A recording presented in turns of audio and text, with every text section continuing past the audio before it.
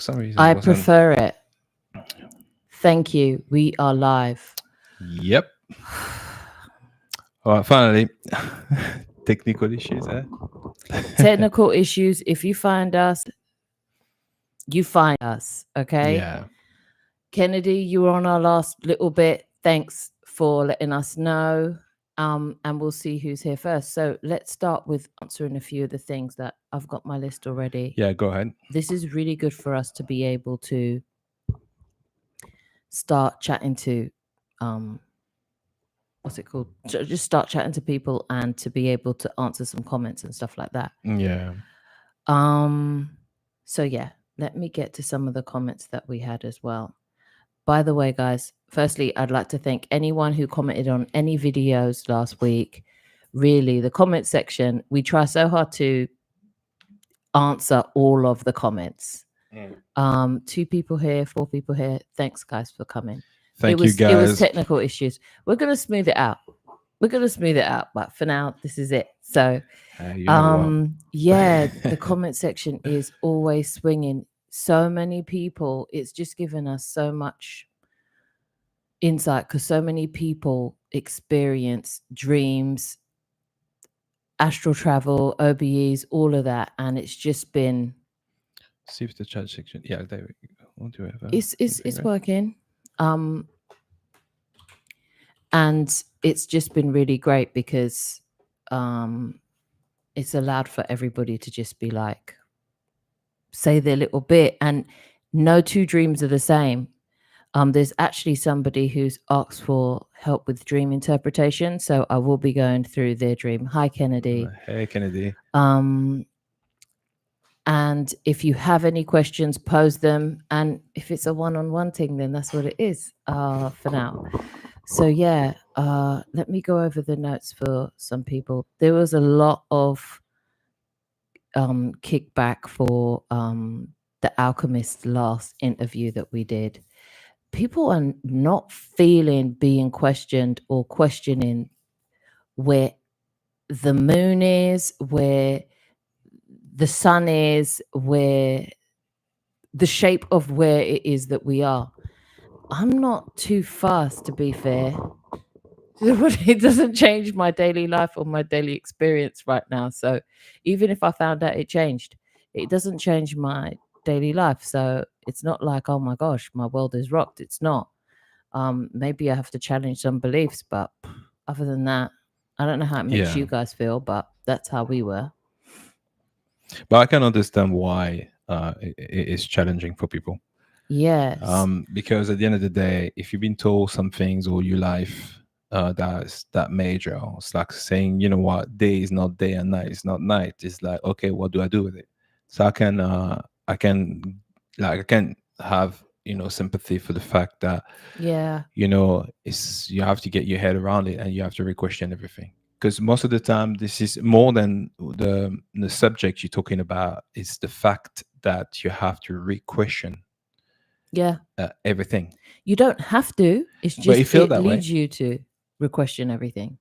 Yeah, but it certainly felt that way because it's kind of like, it's like, I mean, it's like if I tell you everything you know about your body is not what you think it is, then is that okay? So every time I was sick when I was younger or whatever, you're like thinking, maybe I need to see like my old perception of what it is to even be sick in the first place. That's true. So it's everything is linked up to one thing into another and to another. And like when people say, well, you need to get some vitamin D and you need to go outside and that's how you get your vitamin D. What if it's not even true?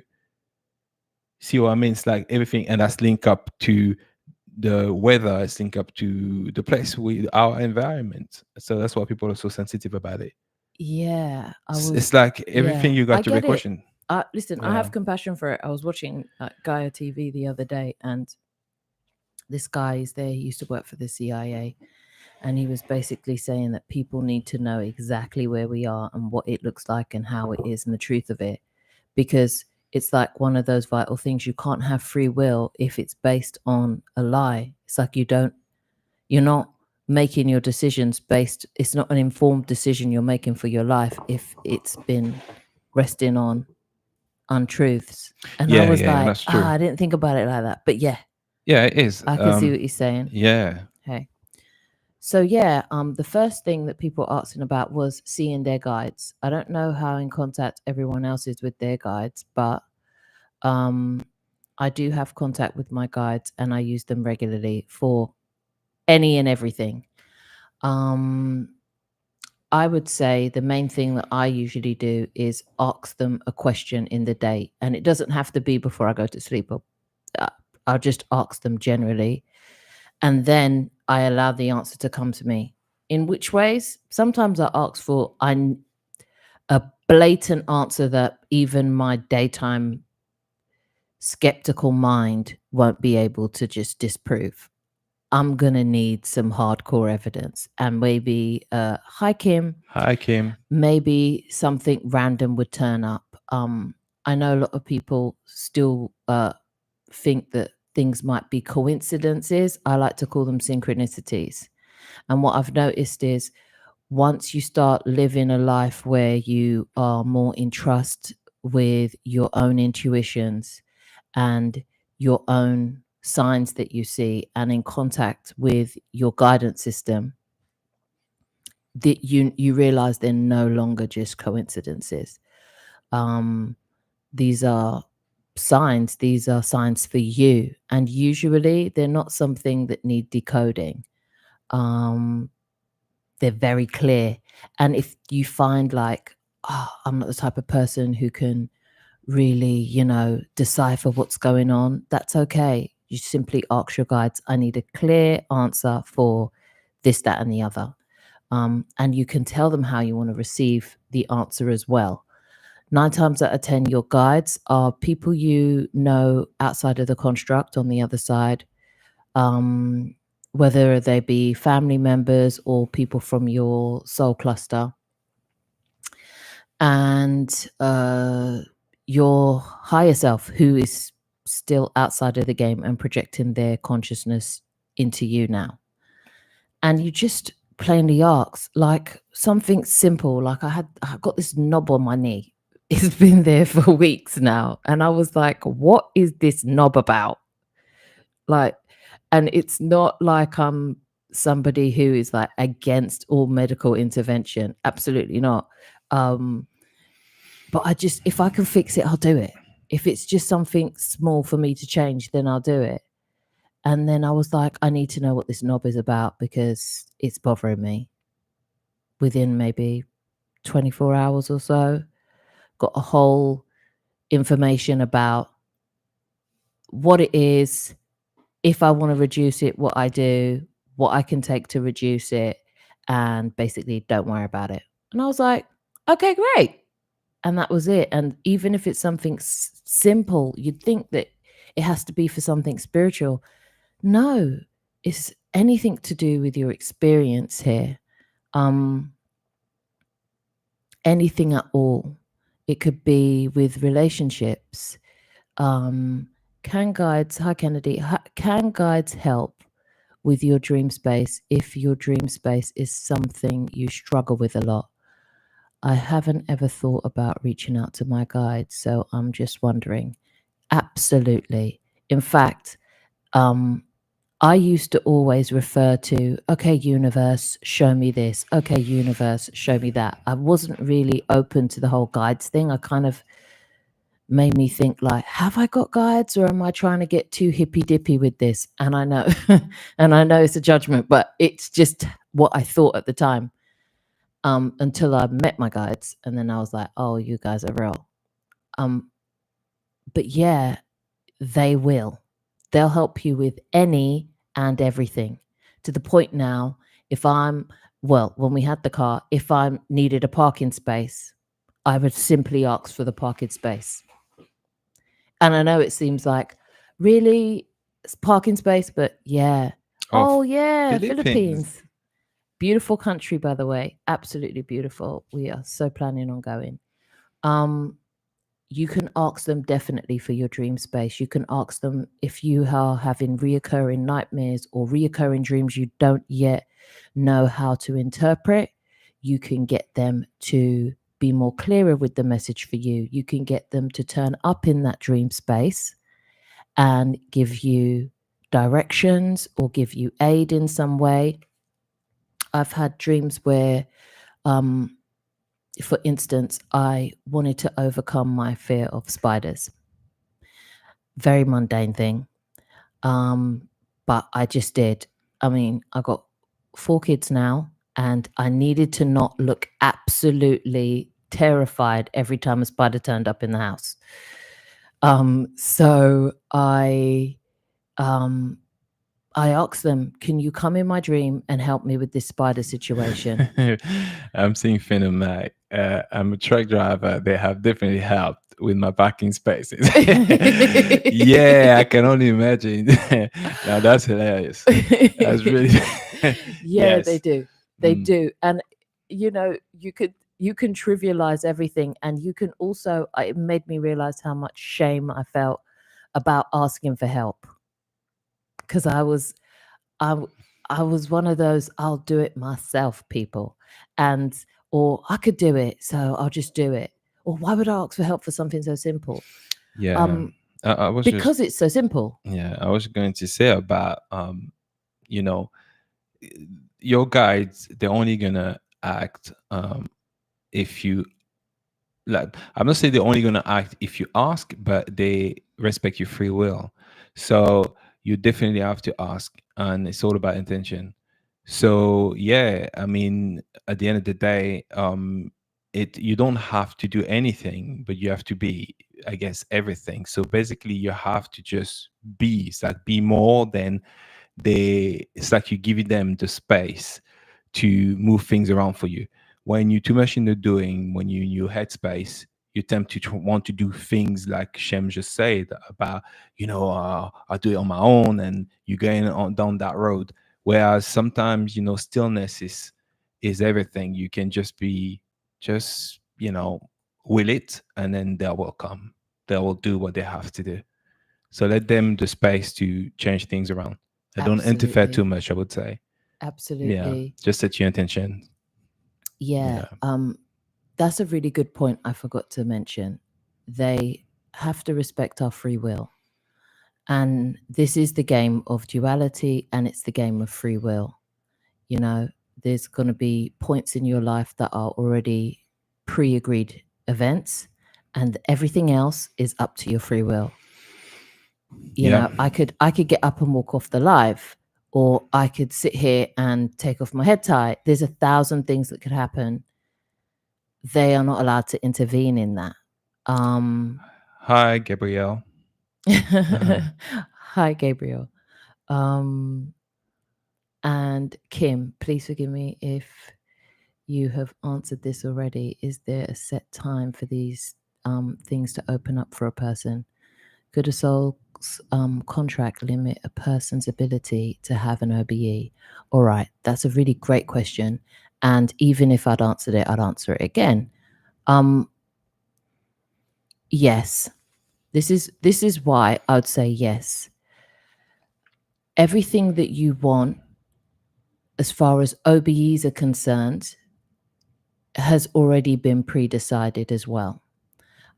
Your soul has already decided, okay, this is when you'll experience it, that's when you'll experience it. However, because of free will, you can always choose to say, I'm ready now. And then that would change that. As far as soul contracts are concerned, a lot of the time, when it comes to OBEs, if your soul has said, no, these are the couple of things I want to unfold before you have this OBE, then those things will just simply start unfolding. And I experienced that myself. I, for a long time, was having just spontaneous ones where I'd wake up, or my soul would wake up, or my soul eyes would wake up, and I would be somewhere. I wanted to feel what it was to pull out of the body. I wanted to go through that. Like, I wanted to look back and see my body on the bed and all these things. And for a while I was trying to do it and I couldn't do it. And then I had this whole dream where my guides were just saying to me, don't rush the brush. And I was like, don't rush the brush. And they were like, yeah, if you're ready, then there is a few things that you're requiring yourself to go through first. So even if it's something that you've called forward, I want the OBE, you don't have to keep on asking. Your soul's already caught that. Now, if you find yourself in a period of not having the experience in the OBE as you wish, that's simply because you're going through the motions that your soul has already set up for you to do before you have the experience that you want. It's like a preparation time, whether it's sorting something out in your life first, or having you experience certain things first, so that by the time you have the experience, it's closest to the one that you're supposed to have. They're just trying to make the experience the best they can for you. And sometimes when we intervene and push and rush, sometimes we skip over that. And I'm guilty of that. I was going to add something as well. I think what's happening now, having an OB is a natural ability. So you come out of your body every night, but you just don't realize it. So there's something to be remembered. So it's your consciousness, like you're not 100% conscious when you do that. So what that means is that, like in this world, everything is works on frequencies, vibrations, be a frequency match to what you want. And what happened is you're just not a frequency match right now. So you have sometimes, I don't know if you notice in life, when you want something too bad, it doesn't happen. And when you let go, all of a sudden, there you go. You get what you actually want when you expect it the least. So it works a lot like that. So it's not that necessarily that it's because yes, there's marker events that are already set, that contract where basically this is not gonna change, but you have free will in and around it. Yeah. However, I think when it comes to OBE, we have lost a lot of our natural abilities. So that's to be understood. So we're not who we were. However, we're getting back there. So a lot of it is about understanding ourselves a little bit better and how the world around us work, which is only about frequency match. Yeah. So yeah, I would say that's a lot to see with that. So perhaps that you're not yet the frequency match to what the experience is that your soul has decided. Well, I want, it's like some people, they may not want to experience sleep paralysis for some reason. They may never experience that because that's just not how they decided to have the experience. Yeah. Yeah. So I'm agreeing with you because Kim, I literally went through the same thing. Hi, Navi. I went through the same thing. When I finally did get my first controlled OBE, I only sat up in my bed. So I felt myself rise up and I was up, and then I looked around and I saw that I was behind myself. And then I was there talking to my guides immediately. They didn't waste time. They let me know they were only showing up in human form for me, for my comfort. Because a lot of these times when you go over the other side, the one thing that no one wants to do is scare you. So if they think right now she's going to be scared of this, or he's going to be scared of that, or we're just going to frighten them off for life, your soul will be like, no, absolutely not. This has to happen this lifetime. So what we're going to do is introduce things in their life so that by the time they reach that point, they'll be ready.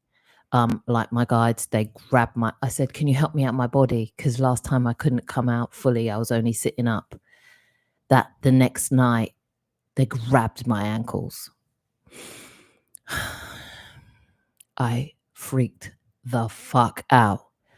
I kicking and screaming, understatement. I woke up everybody in the house. I couldn't take it. I backed off for months. It was wild to me. I was like, not like that. I freaked out. So I don't know if any of you have had those situations happen, but sometimes what you're asking for might not be what you are prepared for. So whatever you do ask for, like now I say, if I'm gonna do this, I need it to be as lovingly as possible. I know someone else who has OBEs who say, okay, if I come out, I don't want to see any beings, not in my house. Or, you know, be specific on what it is you're going to ask for when you ask your guides for help when it comes to this. Gabriel, and did you guys learn from Darius, yourself, or someone else? Okay, so this is what happened. The three. All the three. Yeah. We haven't taken the ADA method. We know about the ADA method. I've been on the website. I've read the mission statement. I've watched all of his videos. We're friends with some of the people who've done the ADA method. As you've seen, we've interviewed some of them, but we haven't taken it ourselves. Why? It just hasn't been a priority for us right now. I don't know if you saw the last live, but when we found out about the ADA method, we were still living in emergency accommodation. So first things first, roof over the head. And now I've since, just from watching other things on YouTube and just absorbing the whole entire information around it, that's when I realized I've been doing it for years anyway, but I've been having what people call spontaneous OBEs. And if I want a controlled one, I simply had to do a couple steps and do breathing exercises and get it done. I don't personally use binaural beats. It's just that I find them jarring. I don't feel comfortable in headphones. My head, I don't like when I wear eye masks, so I don't wear eye masks. And I've just asked my guides, can we just do this in a way that's most loving to me? And nobody pull or tug at me. I'll get up when I get up. And that's been it working for me ever since. So yeah, I hope that answered it for you. So I'm seeing hi color.tv, color TV. You ask a question that is, what does polydactyl in Black people mean? Any connection to extraterrestrial? You mean when you have more fingers that you're supposed to have, isn't it? Like, no, that says poddy. No, but I think it's a typing mistake. I think it's polydactyl. I have never heard of that so word. It's like you got more, when you got additional fingers and that. I don't think it just I don't think it just happened in Black people, to be fair. I think these are things that happen in different races. Yeah. Could be. I don't know if it's linked to any extraterrestrial, but if you take from the principle that the human race is not from here, then by definition we are in connection to a place that's beyond Earth, I would say, anyway. So yeah, that's my answer to it. Yeah, I don't know if any of you we'll have a guest on who we're going to kind of open up the conversations of some of these podcasts to guests that are also really versed in beings. A lot of the contacts that I have had have been in the galactic realm as well. It's just that I haven't had the opportunity to talk about it on some of our conversations. We're starting a series about that now. I don't know if any of you have had any contact, but big part of the OBE is finding out about those truths as well. Obviously, you can stay in your local city. You can go outside your home. You could stay inside your home when you have your OBE. You don't have to venture out. It's all up to you, but it's whatever you're ready to do. If you go in with the mind that you already know that these beings exist and our link to them as far as being human is concerned, then you might have a different experience about that. But yeah, so that's what I have to say on that. I'm saying, Gabrielle, you ask, really, I want to learn how you guys do it. Okay, for my part, what the stage I'm at the moment, it's to have to increase my discernment, so know when I had one, because it's not always that you're going to have the same experience. Came out of my body before where literally I didn't fall asleep. I just like went like that. First, my right leg went up, then went back down, and then my whole body went like that, and then I left my body.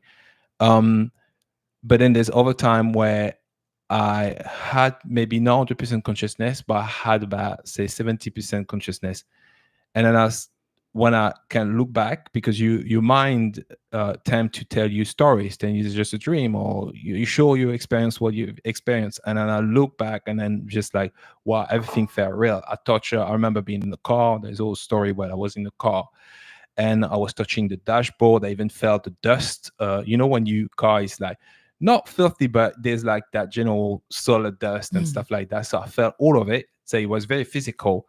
And I realized, oh, wow, I was out of my body. That's what happened. It's just you start noticing certain similarity, and that is different than being in the dream. So you're like, it's much more physical. You can smell or you can test some things. Usually in my dream, I don't eat food. So when I know if I find myself eating food, so then I can bring up my consciousness to know that this is the experience I'm having now.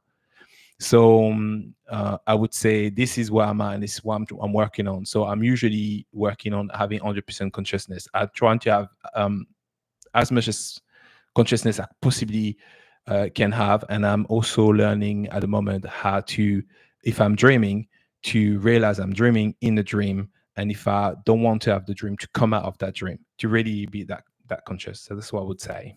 Which leads us to our next question from Kim, who is asking about that as well. Right. Controlling your consciousness in the dream, like that they feel intense. The thing is, as well, I've realized is when it comes to expanding awareness, if you are already having quite powerful dreams, sometimes I've realized that when that happens to me, which is mostly 95% of my dreams, unless I'm remote viewing, I will just let the emotion flow. I won't try to become lucid, because I found dreams like that are very informative for my emotional state when I'm here as well. And sometimes I'll express those things within the dream state, or they'll play out within the dream state, so I don't have to experience them here. A few things I've asked my guides are, can I have 100% awareness when I am in dream state? Can I have 100% of my discernment when I'm in dream state? Now, those things have come as a result of that.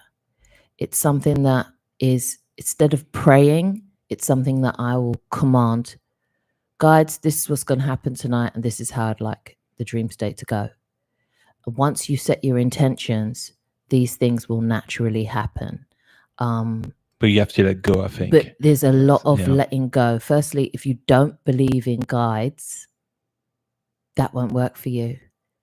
If you believe in asking for the help or the like begging for it in any way, I've realized that doesn't help either. And I used to, because this used to be exhausting to me. This used to drain me. I used to beg.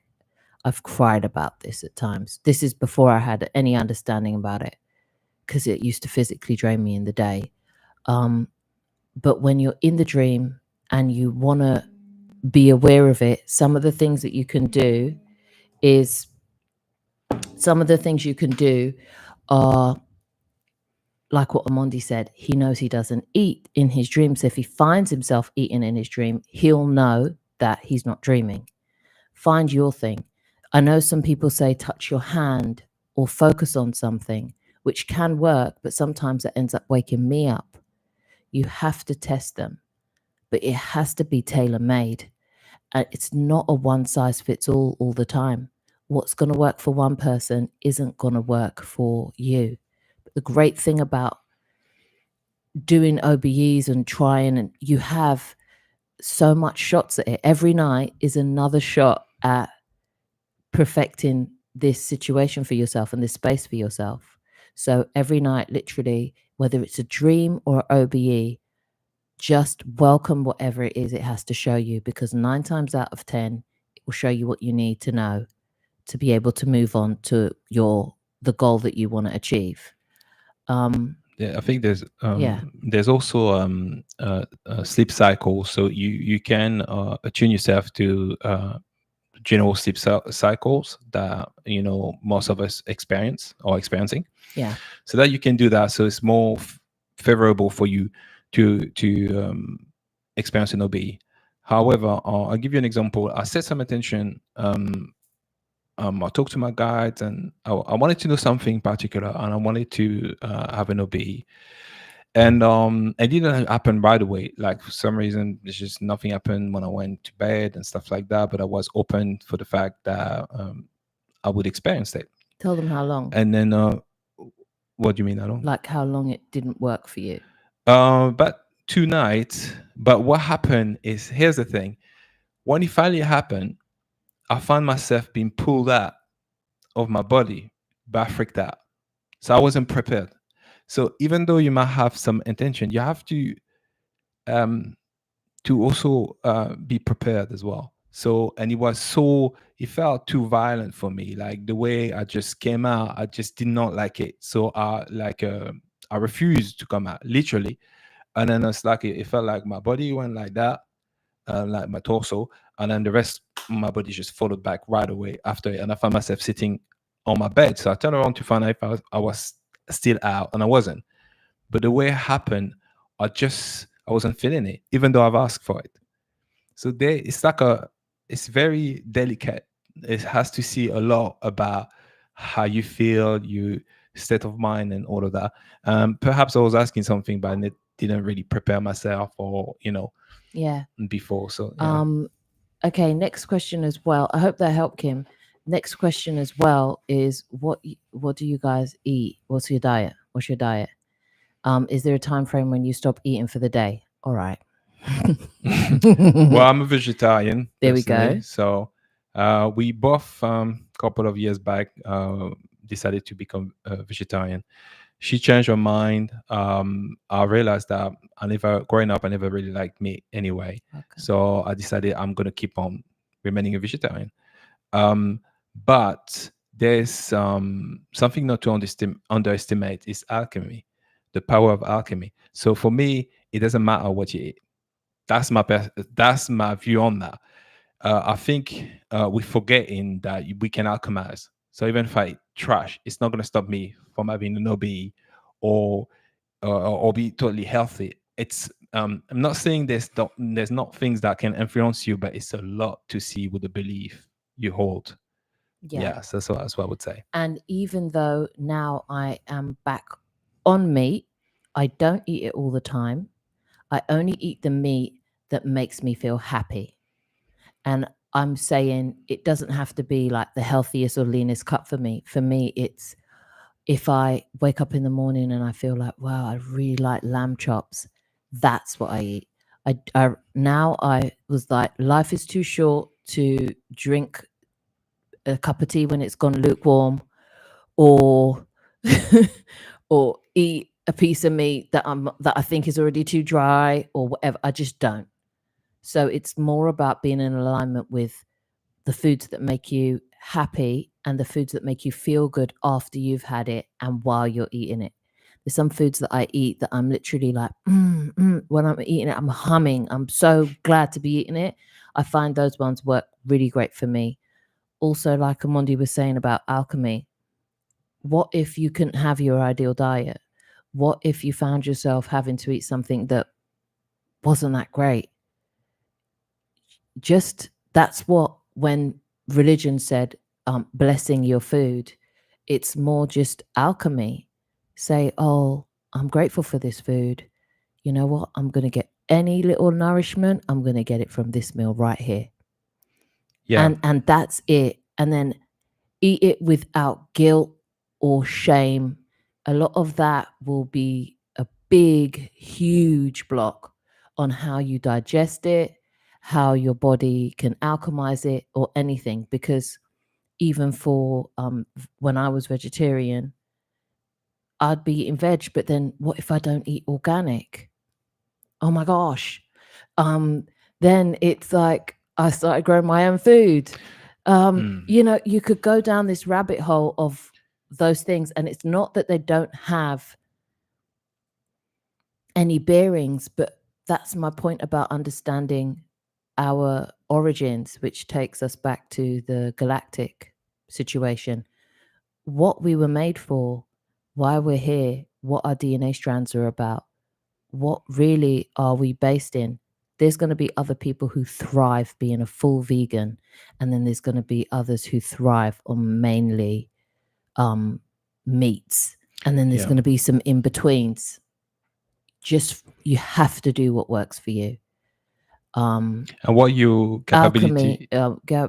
Gabriel said, "What is alchemy? Alchemy is your ability to transmutate something into something else. It's this wine into water situation. Now, not that I'm out here doing wine into water, but okay, it's using the power of alignment and the will of your soul. So the will of your voice. If I drink this water here, it could be tap water. I could prefer other water and say, okay, I don't drink nothing but spring water. But what if only I've got tap water? If I speak good into this water, if I speak love into this water and I drink it, that in itself alchemizes it. It's the will of your word. If you put yourself on a diet and you're miserable, it's no better than you eating what you consider bad food for yourself. It's the state at which you generate when you are doing anything. Yes, we're talking about food, but these are the intentions we're talking about. It could be sleep, it could be food, it could be anything. It's a non-tangible science. So basically it has a lot to see with frequency and vibration. So everything is frequency. There's no, that's just the way the universe works. So basically the power of alchemizing some things, it's you shifting to the frequency of which you desire. So if I want to be healthy, eating, I don't know, eating burgers every day, I have to shift to that frequency. So it's like there's a frequency for everything. So yeah, so basically if you can't do that, and if in the back of your mind you're still thinking that's you have a doubt and that's unhealthy, then you won't be able to alchemize it. So it's important that understand how this works. So that's what alchemy is, really. It's about matching frequencies. What I could explain it closest to is a placebo. If you've got a headache and I give you this pill and I said, oh wow, you know what, you see this, it's a tic tac, you don't know, and I said, you see this, I took this and I know it's only small, but when I took it, my headache left it within 10 minutes. I promise you it's going to work. If you trust me and you want your headache to go and you take my word for it, you'll take it, headache gone 9 times out of 10. A lot of this is what we're talking about. That's the analogy. I'm not trying to put science behind it, but that's the analogy of alchemy. It's your will aligning with your intentions. Meats, Gabriel's like, meats that make you happy. Yeah, but for real, it's really, really true. It's like I prefer sanglier and sanglier. Sanglier. I love it the way you say it. I do prefer sanglier. I'm not really big on like chickens and stuff like that or whatever. I'll eat it sometimes, but there's some foods I prefer not to others. If I had my way, I'd actually be a fruitarian, which would be eating mainly fruits. It's just I live in the UK. Fruitarian where? You know? We don't get mangoes don't grow here, bananas don't grow here. I mean, it's not you can't get them, but it's not the same. Yeah, I see. Reason I ask, hang on, just go back a bit. Yeah, reason I ask is because people with more digits on fingers or toes are more found in black race than others. race. I didn't know that. Yeah, look, it's like every my mum was born with an extra finger. Yeah, I don't know if it's more on no. Well, I have to take you back for it so far, but I'm just saying.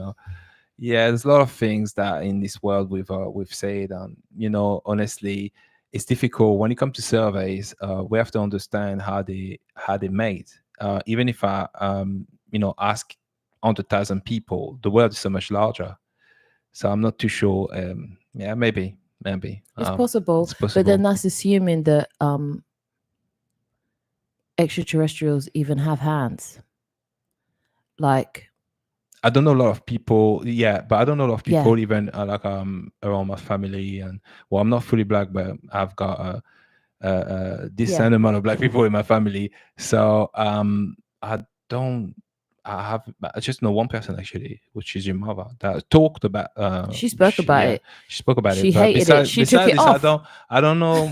No, I don't She know took many it people. off. She was like, I didn't want to be a freak Yeah. at school, and she took it off. And I was like, wow, you had a judgment. She was like, of course I had a judgment about it. She took it off. Yeah, so I don't know, but just not to be ignorant. I don't know. I couldn't for Yeah, sure. if Yeah, I answer don't that know is question. also an answer you may get Yeah. from us, by the way, guys. Yeah.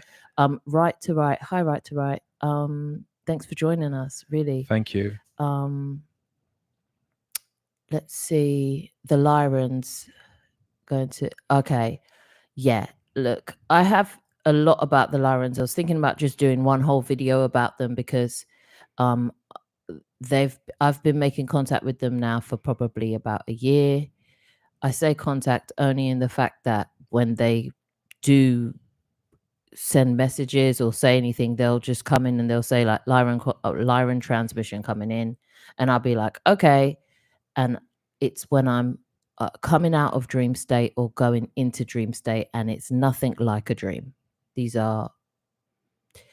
This is information that has nothing to do with things that I know or things that I've been privy to, and they've been checking out.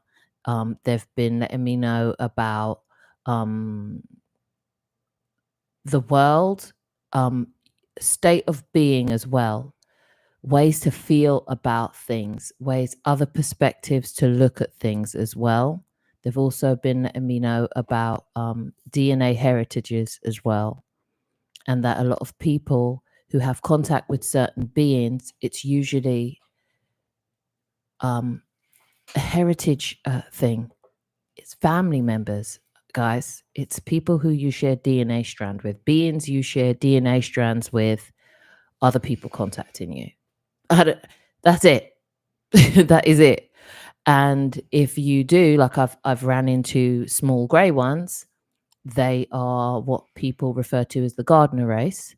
They are races of beings who will do things on behalf of other extraterrestrials, whether it's because of time sensitivity or just accessibility. Not every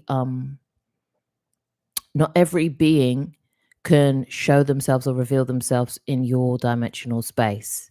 So sometimes they will have emissaries who they'll send on their behalf. Please, we have a soul agreement with this person. Make sure that they've got this, that, and that together in their journey at that point. They come in, they make sure that those things are done and in place, and then they leave. And, I've never really thought about abductions. I never worried about it, but I have had times where I've gone off with them. And that's been its own thing as well. I was never taken. It wasn't against my will. I wasn't scared in any way. And I came back with all my limbs. That's it. I don't know what else to say about that. If you guys are interested in even knowing what the Lyran said to me, I can share a couple of bits and pieces, but I don't know how interested you guys are in that. Yeah. I'm trying to read and go down because I don't want to miss what anyone's saying. Okay. You can speak at this time unless you're reading. No, I see. Are you reading? I see. You could Yeah, read I'm quicker reading. than I me. see. JB. Hey, JB. Hey, JB. Thank you for being here. I'm just trying to see everyone. At least say hi to everyone. To everybody. That was. Yeah, we are here to experience, Kim. Yeah. Yeah, absolutely. Absolutely. I would say this about beings. Yeah, a lot of us are being contacted, but we don't necessarily remember. Yeah. So here's the thing: we're not always meant to remember on a, you know, higher level, I would say, if I can say it like that. We have Not an even agreement. that. It's an agreement. Yeah, I'm just saying. I was trying to, because if I say an agreement, you're gonna be like, yeah, but I didn't. No, I didn't agree to anything. But I'm just saying, on the soul level, there you go. On the soul level, you have had some agreements, and some of them, it's not for you to even remember these encounters. Yeah. Some are, some aren't, or not yet, or they can be disclosed, I would say. Yeah, Yeah. but yeah.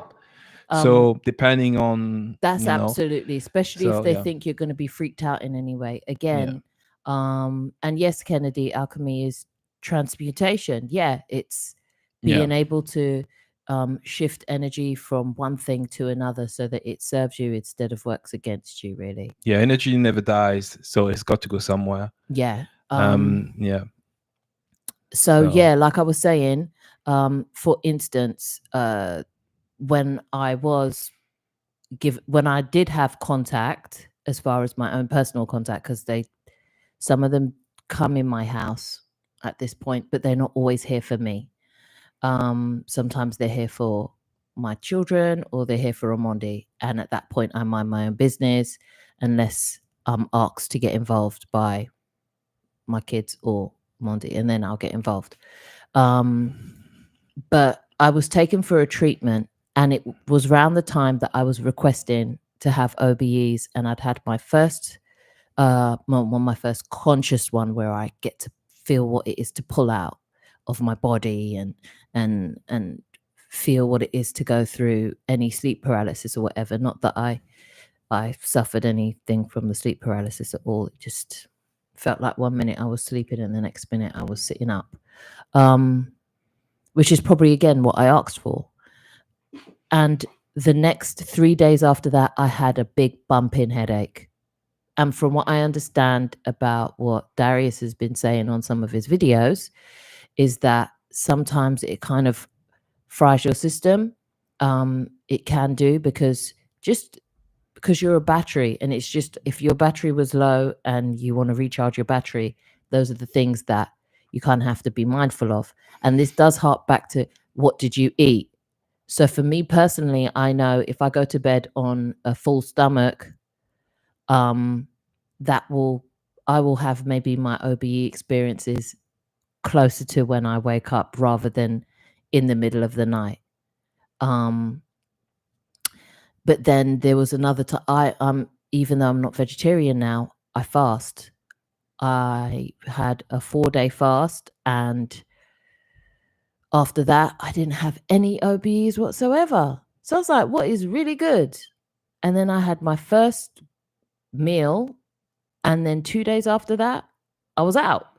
So you really have to find what works for you. And you can have everybody and their mum chime in and tell you anything, but it's trial and error. And the good thing is, we have nights. So every night is, take it as a trial. Take it as a trial. Enjoy it. What's the worst that happens? You fall asleep, have a great night's sleep. You know what I mean? Maybe you have a dream that's informative on your daily life. This is still about, like what Kim was saying, searching for more joy, getting more joy, doing things that keep you happy. It's one of the highest frequency. Yeah. Really. What's the point if you're miserable? Yeah. Really, what's the point? This is why people check out of this life in the first place. They find themselves in a loop of misery and say, this isn't worth it. Yeah, I think you have to have the ability to respond. And I know that because obviously that's what being responsible is. It's the ability to respond. So the reason why I say that is because a lot of these things in this life, we've been lied about so many things. So we've accumulated belief system, they layered, and sometimes you don't even realize it, you don't see it until it comes up. So you have to respond to that and be like, okay, I've got to let that go. Because, so for instance, knowing your environment and yourself is very important, simply because as you begin to know, so for instance, when you probably heard it before, people say, well, we are electrical beings, that's how we are. So therefore you might want to drink salt water because it will benefit you. So we have a magnetic field around us, but these things aren't taught at school. So you begin to let go of belief that you've been taught and seeing your body differently. So that's where the confusion is between what should I eat and what the truth and the true knowing is. Yeah. I know I'm an electrical being, so I know that I have to cater for this. I'm like a battery. So there's certain things that are what they are. So the way the universe truly is, that's why it's important to know your environment. Yeah. That's the sure path to happiness. And when you begin to do this with yourself, then you begin to change certain things. Absolutely. And not being caught up in if you're vegan or if you're vegetarian, because it very varies depending on the people. And also, I'd like to say, when I was vegetarian, and I was for 5 years, for the first 4 years, I felt great. I loved it, and I didn't miss meat. But I also went into it saying to myself, if one day I eat meat, I'm not going to berate myself. I'm not going to suddenly think, don't put your meat gravy all over my... I wasn't going to be finicky about it. I was going to be easy with myself, and that's how I stick to anything in this life. I keep it loose. I don't try to build up any shame or blame around these things, because I find that those are the things that make me feel miserable. But those are also the way that I stick to things. I'll be like, well, I don't have to, I choose to, which puts me in more of a place of being create a being who's chosen something for themselves, rather than I've done it because there was a research about it and the research shows. I don't care about research, because there's people who've been vegan and they felt like crap. Ate a piece of meat, they feel great. And like someone said, there's people who smoke their whole life and they're 98, living their best life. And then you'll get somebody, they smoked when they were 20, by the time they were 30, they were gone. Yeah. What was that? That was alchemy. It's still going to be about your will. So were we really giants? Yeah. Some of us were. That's where the Nephilim situation is from. And I only learnt that from my connections with the Lyrans. They filled me in about it, because I asked, like, what is this giant thing? But you know what's in comparison to who we are now? So you have to remember as well that if everybody is a set size, if everyone is 7 foot, you're not a giant. You're just 7 foot, and everyone is 7 foot. So it's just because, and you can notice it, how people now, I think it's reversing, where people tempt from one generation to another, getting taller. I don't know if you noticed that. Yeah. Being now 6 foot, it's not a thing. Before it was like, wow, you're 6 foot. Yeah. So, but kids are getting bigger than their parents. Yeah. This is true. I will find, and I will share some of these things then. Hiya, Aga. Hiya, from Germany. I hope I'm saying all of your names right. I'm seeing Gabriel. I'm guessing that's male. Our daughter's called Gabrielle. Yeah. So I know the spelling's a bit different, though. My grandma, she's correct Jamaican. us if we she butchered our daughter's name for years, lovingly. She was called Gabrielle, and my grandma still insists on calling her Gabriel. Gabriel. So what you know? It is what it is. Yeah. Hi, Laura.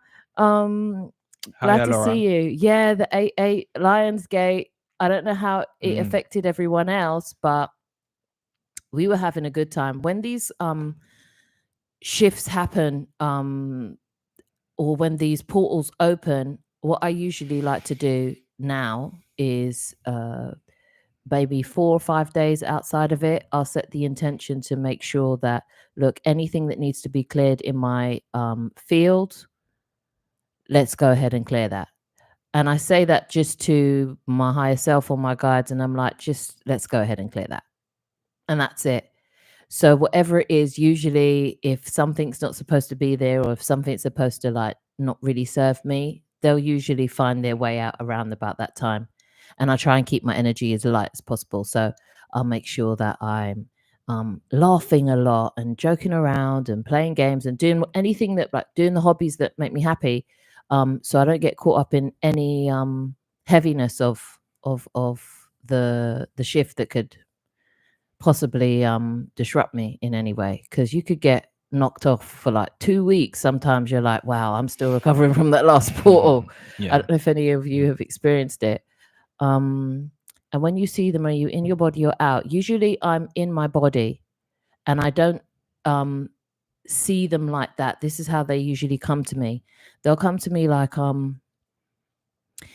if I close my eyes, I will have, they will show me like a picture will flash up, and then I will hear in my mind blah blah blah transmission. So whether it be dolphin transmission coming in, or they'll say Galathian. That's how the Nephilim showed themselves. I was like, Galathians? What, you like David and Goliath? And this, how I'm talking to you now, is how I talk to them. I don't try and have any hierarchy in the way that I speak to them. They were very clear that you are not to have any sense of worship in any way. No, please let me know, or come to me. None of that. Chat to them like you would a friend. Just be yourself. Just be yourself when no one's watching, and just ask them what you need. Here, let me give you that. So when I'm talking, you can scroll down as well. Yeah. I just wanted to check. Hi, everyone else who's joined the chat. So when they have come to me, it's been on usually very early in the morning. I usually break my sleep cycle. If I've slept for 6 hours, that's when I usually either set an alarm, but now naturally I'll get up. I'll go to the bathroom or something. I'll get myself a drink, walk downstairs. I'll make sure I'm up for at least 5 minutes, and then I'll go back to bed. At that point, I know I'm still in what has been called the phase, which is that place where your brain is still not fully awake and not asleep. But that's when you can still have an out-of-body experience. But what I like to do is sit with myself, and that's when I'll do most of my meditations. At that point, I'm just listening and resting. I know my mind is awake enough to be able to have 100% consciousness if I do pop out of my body.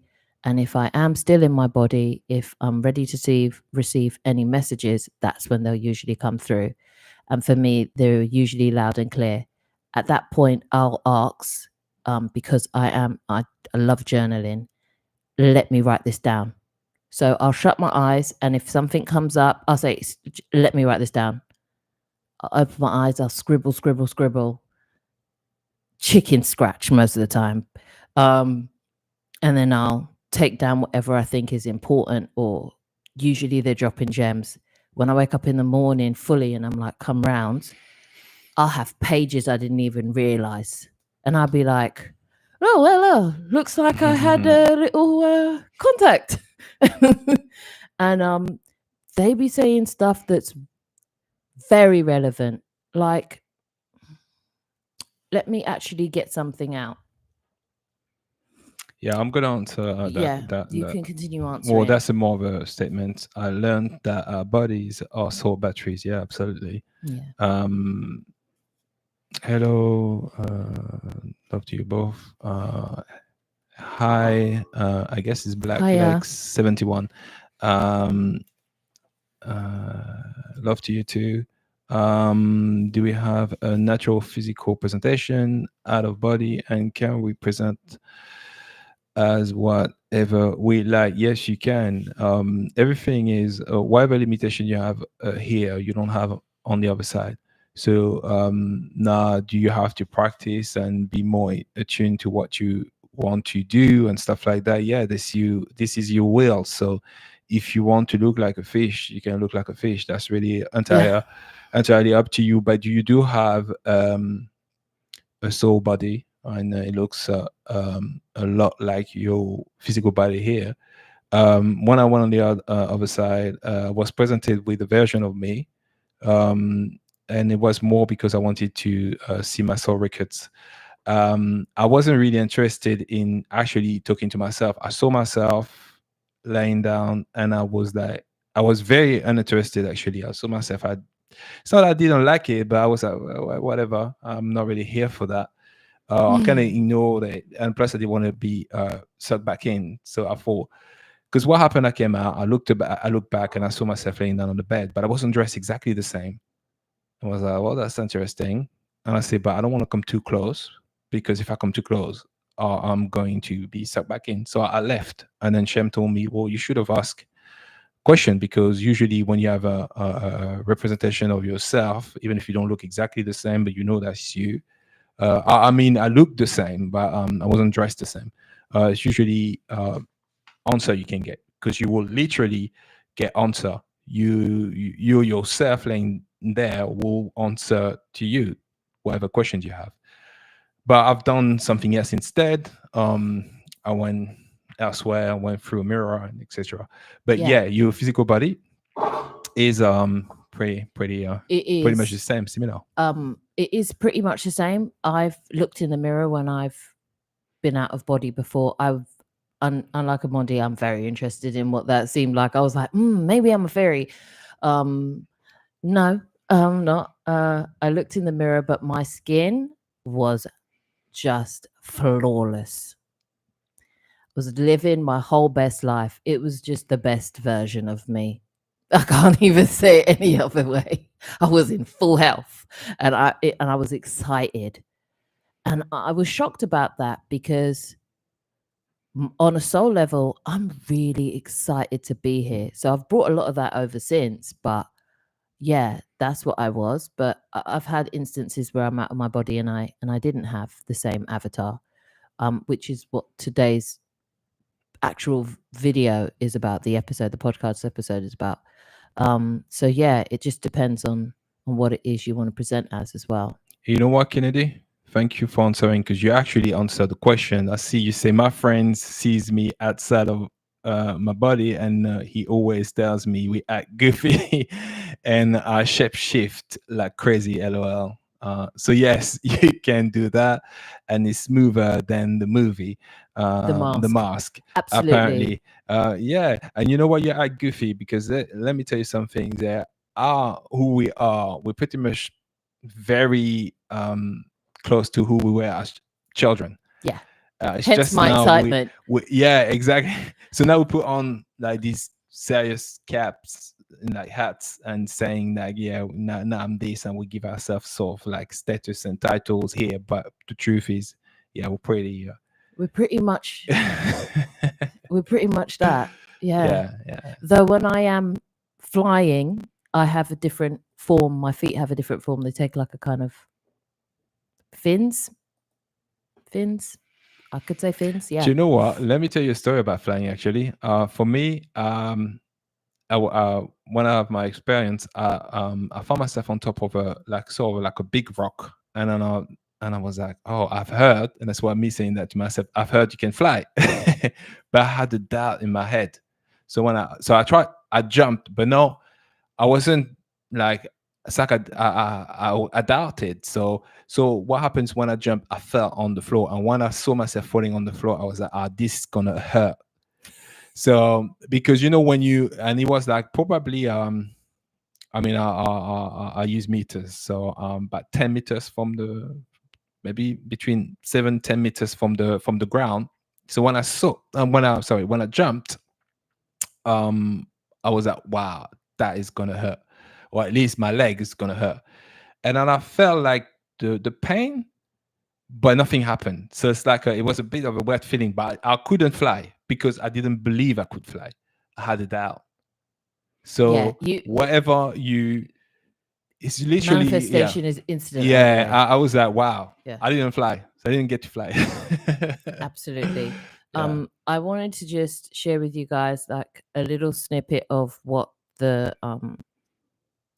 call themselves cyber librarians. They're Lyrian, but their ears are smooth like cats. I mean, I'll put it up in the community post. And when they came through with their transmission, part of it said, okay, we all stand before you again to watch your rise in remembrance. For it is time, soul tethered, proud and fierce, wise and loyal. A wave of knowing is upon us. Your plasma allows this rate of absorption. Ready hearts can fade, but knowing stays.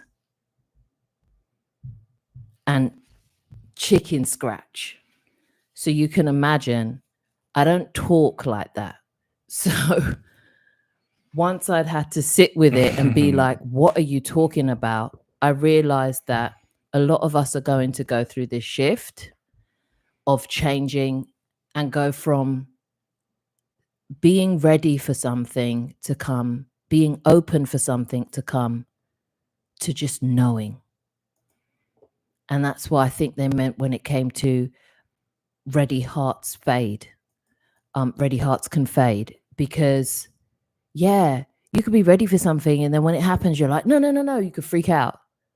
The only time you really step into something is when you know. You just know without a shadow of a doubt. So that fear, that intrepidation is removed. And to me, they're just letting me know that's what's coming. And that they'll be there witnessing the remembrance of it. And I was like, well, makes sense. Everyone's kind of waking up and doing what they need to do. And yeah, all right then, fine. So, Go on. so Gabrielle, you're saying, and when you say environment, do you mean the things in your field? Yes and no. The thing is, environment is everything. So we are creators. We're creator beings. So we create our environment literally. So we like mass consciousness. We all say, if we all believe this is what's happening, usually this is what's happening. So when we're talking about the environment, it's everything. Yes, including things that are in your field, but everything. Because even if you got nothing in your field, but your belief system is about certain things that aren't true, it's going to affect you because you hold that belief. So it's very important. And I see you've mentioned Michael Daruga or Baruch. I've seen his videos, and yes, I do like his videos, and I do like the way that he is very.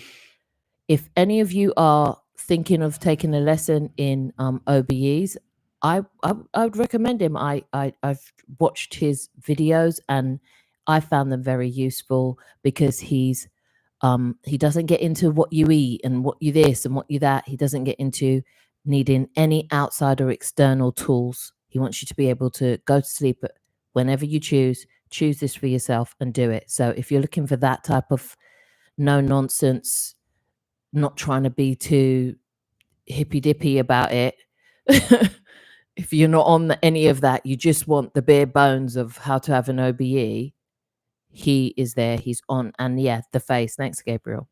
I see. He does have something called The Phase. He has a book about it on Amazon that you could download. I think he has a free downloadable book as well. And he has 3 videos, and they're all on YouTube. He posted them like years ago. So yeah, I've seen that. I actually like that. So I don't know if anyone else has as well. Aga, you want to read that one? Yeah. Some people define themselves as starseeds. Is there something like our soul lineage from the perspective of the other side, where time is not linear and we can take any form? Yeah. Do you want to answer that? Yeah. Yeah. I have learned recently about my connection to it. I've never really been I never really had much attachment to whether or not I would have anything to do with space. Saying that, I did grow up with my dad, who was a Trekkie. I've always been open to the idea of, yeah, there's other things out there. Yeah, sure. Didn't think I had any connection to it whatsoever. Since learnt that we all do in one way, shape, or form. That's the reason why we're here having this experience. This is the reason why we have these biological computer suits that we have. Very great piece of technology we are. And that's allowed a lot of beings from different dimensions to be able to have their experience here. So when you mention starseeds, I have never seen myself as a starseed, but recently learned that possibly I am. I've been told about hybrids, and that's something that I've been more, it resonated with me more. But I do know about star seeds, but I've come to realize that the way that the humans were formed, the way that humans were formed at the time, they are all different genetic strands of different races who have had agreements. So some will find themselves being Lyrans, Palladians, Octurians. They'll find themselves having Nephilim strands. It's a mishmash, all to make this perfect form that now we call human, which has changed at least 3 times.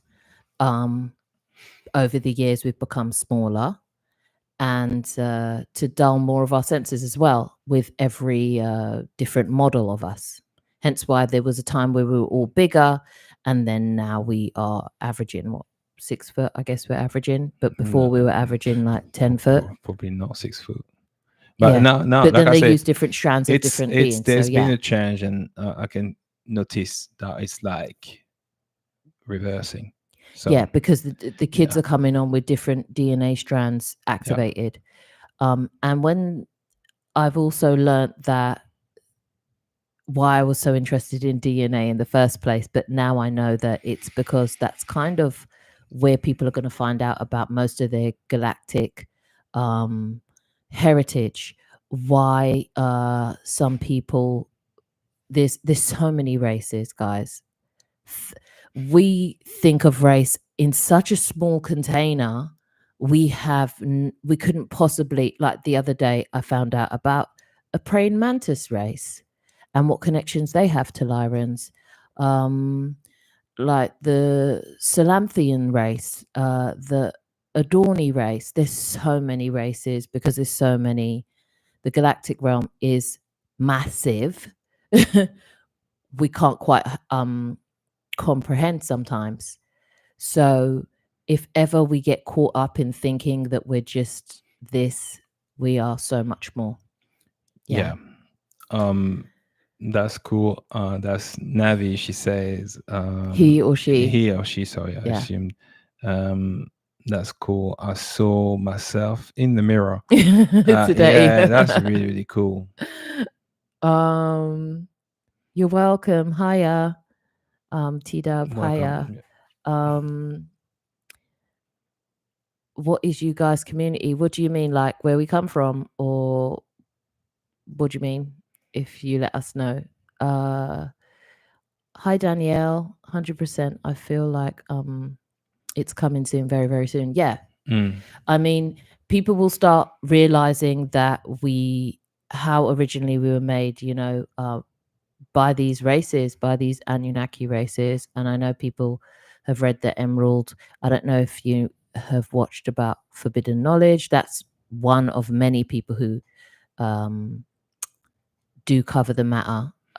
Actually going to be having a guest on this month, aren't we? Yeah. Who's going to be talking about that.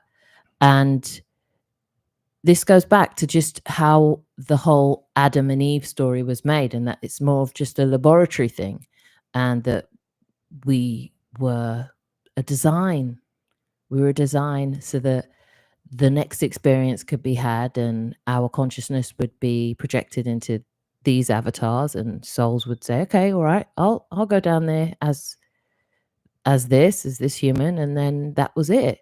So they're not something that's out there. When people have contact, usually it's family members from their DNA lineage coming forward and just making sure that their journey is fulfilled, their story is fulfilled. It's like a care package from back home. Like if you know that you've got a couple family members and they've gone to the Amazonian, and you can send a little care package, you're going to make sure they get it any which way but loose. Like that's kind of just what it is when you get contact, for the most part. Or we like a downgraded Nephilim. That's the thing. Yeah. I did have contact with I guess that this is the thing. I'm very rarely into asking names. I just want the information. But they gave me one name, and that was the Galathians. And I think that was so that I understood that they would be like David and Goliath. They would be the bigger ones. And I said, are you talking about Nephilim? And they said, yes. And they were talking about the stasis that they were in.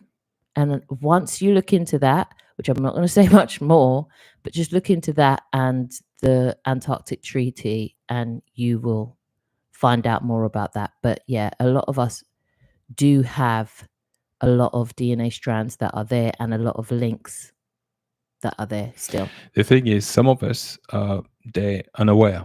So they are hybrid and unaware. And some of us made contact physically, not just through OBEs, but physically.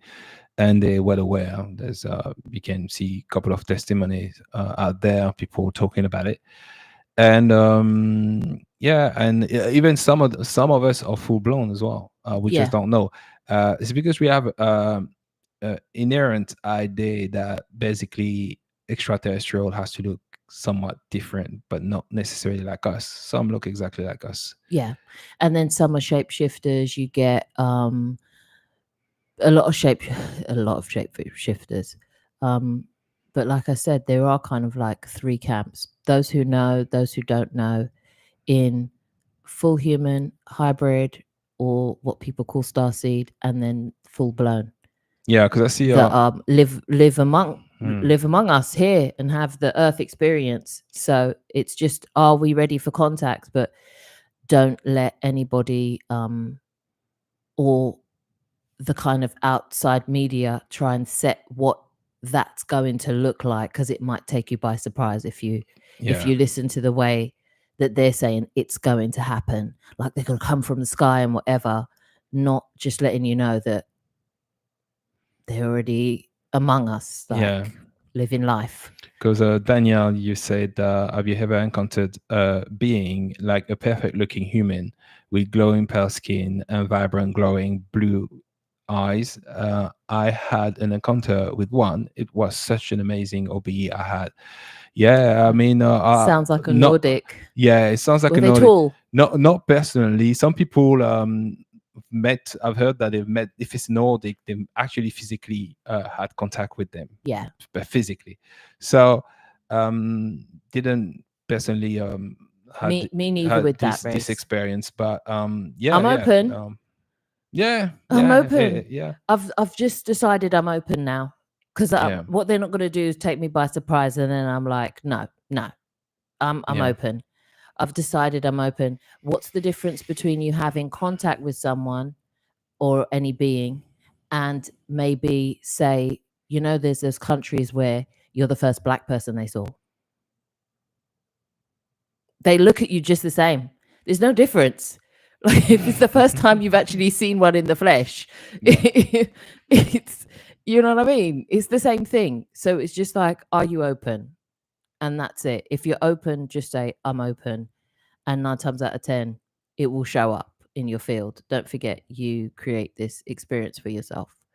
That rolls me onto another contact that I had, but more in my home. Had to do with my little daughter, our youngest daughter. I was out of body at the time, and she just woke me up out of bed. For me, I didn't realize that this was out of body until I actually came back through, because I was a bit tired that night and I didn't plan on having any OBE. And she woke me up. She was like, Mom, I've got to show you something. I was like, okay, Gabs. I went downstairs and she just showed me in the wall in the kitchen. She just said, here, look. And then she kind of just used her finger. She opened up a portal. She said, this is another portal here. Just sit here and wait for my friend. I said, all right then. I just sat on the couch, like dozing off, just waiting. And then this guy walks out, maybe a meter high, little briefcase, little shirt, looked like, oh gosh, I forgot that painter's name.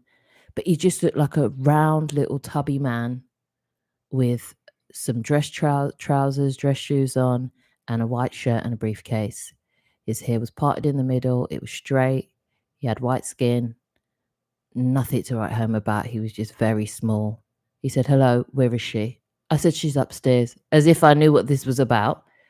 He went upstairs. I guess he went and chatted to her. He came back downstairs. He said, "Okay, all done."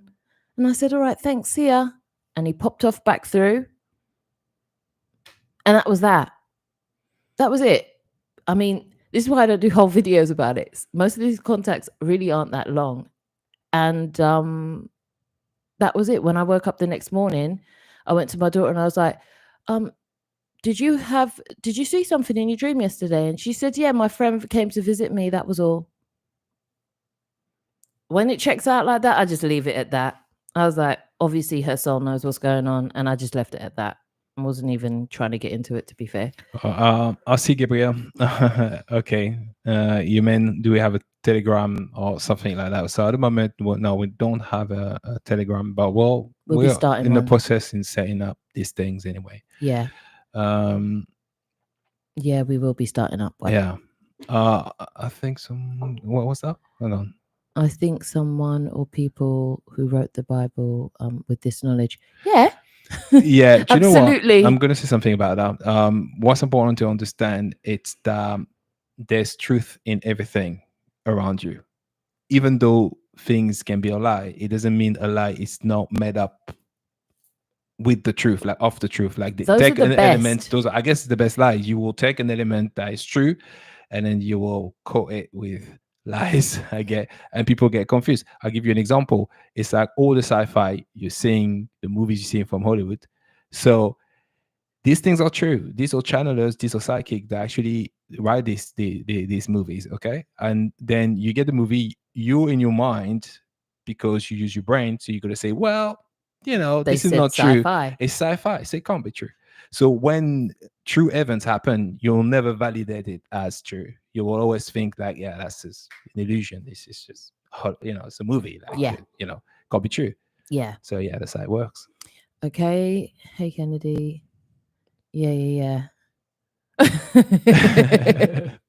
What is a starseed? A starseed is somebody who has usually a very big pull to the galactic realms, whether or not they were a child who felt like they didn't fit, or an adult who feels like they don't fit, they shouldn't be here, they miss home, they've never really felt a connection to being here, being on Earth. They've questioned the way that it functions. They've questioned the way that the people act. They've questioned the way that society is kind of made.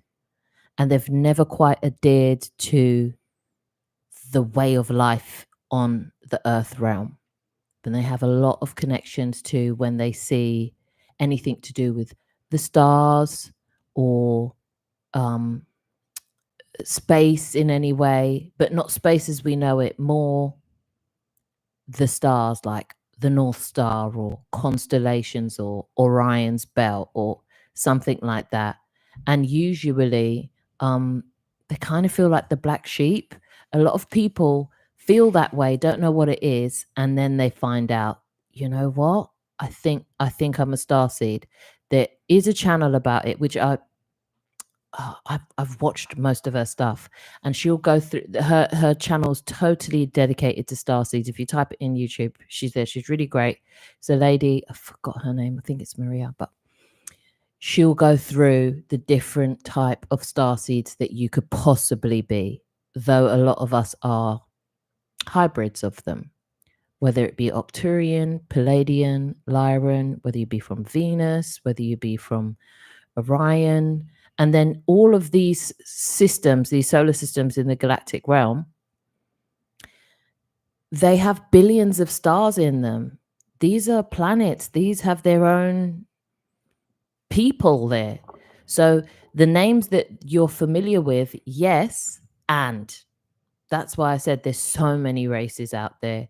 And you could be connected to a number of them. You could have had your avatar right now living their life over there right now, and these are the things like that's actually what this week's podcast is about. And there's That a I think is posted already. Yeah, it's already yeah, posted. there's also another thing as well. There's signs. There's signs that let you know, okay, these things are a bit weird. And usually during childhood, when you're a child, there's a lot of things that happen that you may not have understood, or you've got a period of life as a child that's just been wiped. You don't remember. You want to talk about yours? Yeah, I will Just eventually. mention it. But yeah, whenever you're I've ready. got a few things like this. So basically, you don't remember. So like for between the age of 2 years old and 6 years old, I hardly remember anything. Like I don't have but then I remember certain events that let me know, okay, I've been visited and certain things. So people experience things like that, and then you get obsessions, about the stars and what's going on out there. You kind of like questioning a lot of the time, what this is all life is about. And you'll know there's signs, and a lot of people are sharing that. You can find it all over YouTube where you see people talking about that. Yeah. Type in star seeds, type in and Laura's asked the same thing. Yes. And it can be, you do not need an OBE for this. A lot of these races will contact you in dream state. And a lot of the synchronicities that happen in your life are also them trying to make contact with you as well. And some physically as well. Physical. Do you know what? There is definitely someone would like to have on the show. Not gonna mention their name, but if that happens, it's gonna be great, amazing insight when it comes to that. We'll let the community know. Yeah, immediately. like, amazing. And usually these people worked for official organizations and that, so they're just not talking about it. Yeah. So it is. And funny enough, now they're not being stopped to talk about these things. No. So when it's coming soon, it's really coming soon. What did you call the beings? Nordic? Yeah, they're called Nordics. They're usually blonde hair, really tall. They look like Nordic people. They look like Vikings. Or do Vikings look like them? And that's what we have to get over, peeps. And you don't look like they don't look like you look like them. And then once we get our heads around that, then we could start figuring it out, like from there on out. Laura, hold on, go back. I'm sorry about that. No, really. that's all right. Yeah, Laura. I see what you're saying. How can we go about researching these various race beings? Yeah. So some people we're gonna try to get people on the show. Yeah. No, you don't. You don't. No, you don't. Which realm have you visited in the construct, and do you know why they were created? Okay. From researching as much as I can, and the thing is about research, I take it with a pinch of salt. I take it with a pinch of salt based on who said it and maybe what they have to gain from it. I'm still very much a skeptic. I'm the type of person who needs about 4 or 5 different confirmations, possibly a little slap in the face in my own life, figuratively, before I'm like, okay, all right. I'm more into knowing things and then feeling right for me than hearing something and being like, if I hear something and it sits right with me, I've run it through here first, then I'll say, you know what, that resonates. I'm going to look into that. And then I will see in my field, I'll call it into my field, like any information that can tell me about this, come up for me, and then as I call that information in, that's when I know. But as far as the realms that I've visited, obviously I've been on the Earth realm. I do like it, but you know what? I don't spend much time here unless I have something to sort out on a relationship level with maybe people from my past, old friends that they want to visit, family members and stuff like that. Unless it's something like that, I don't stay about. And usually that's for health reasons.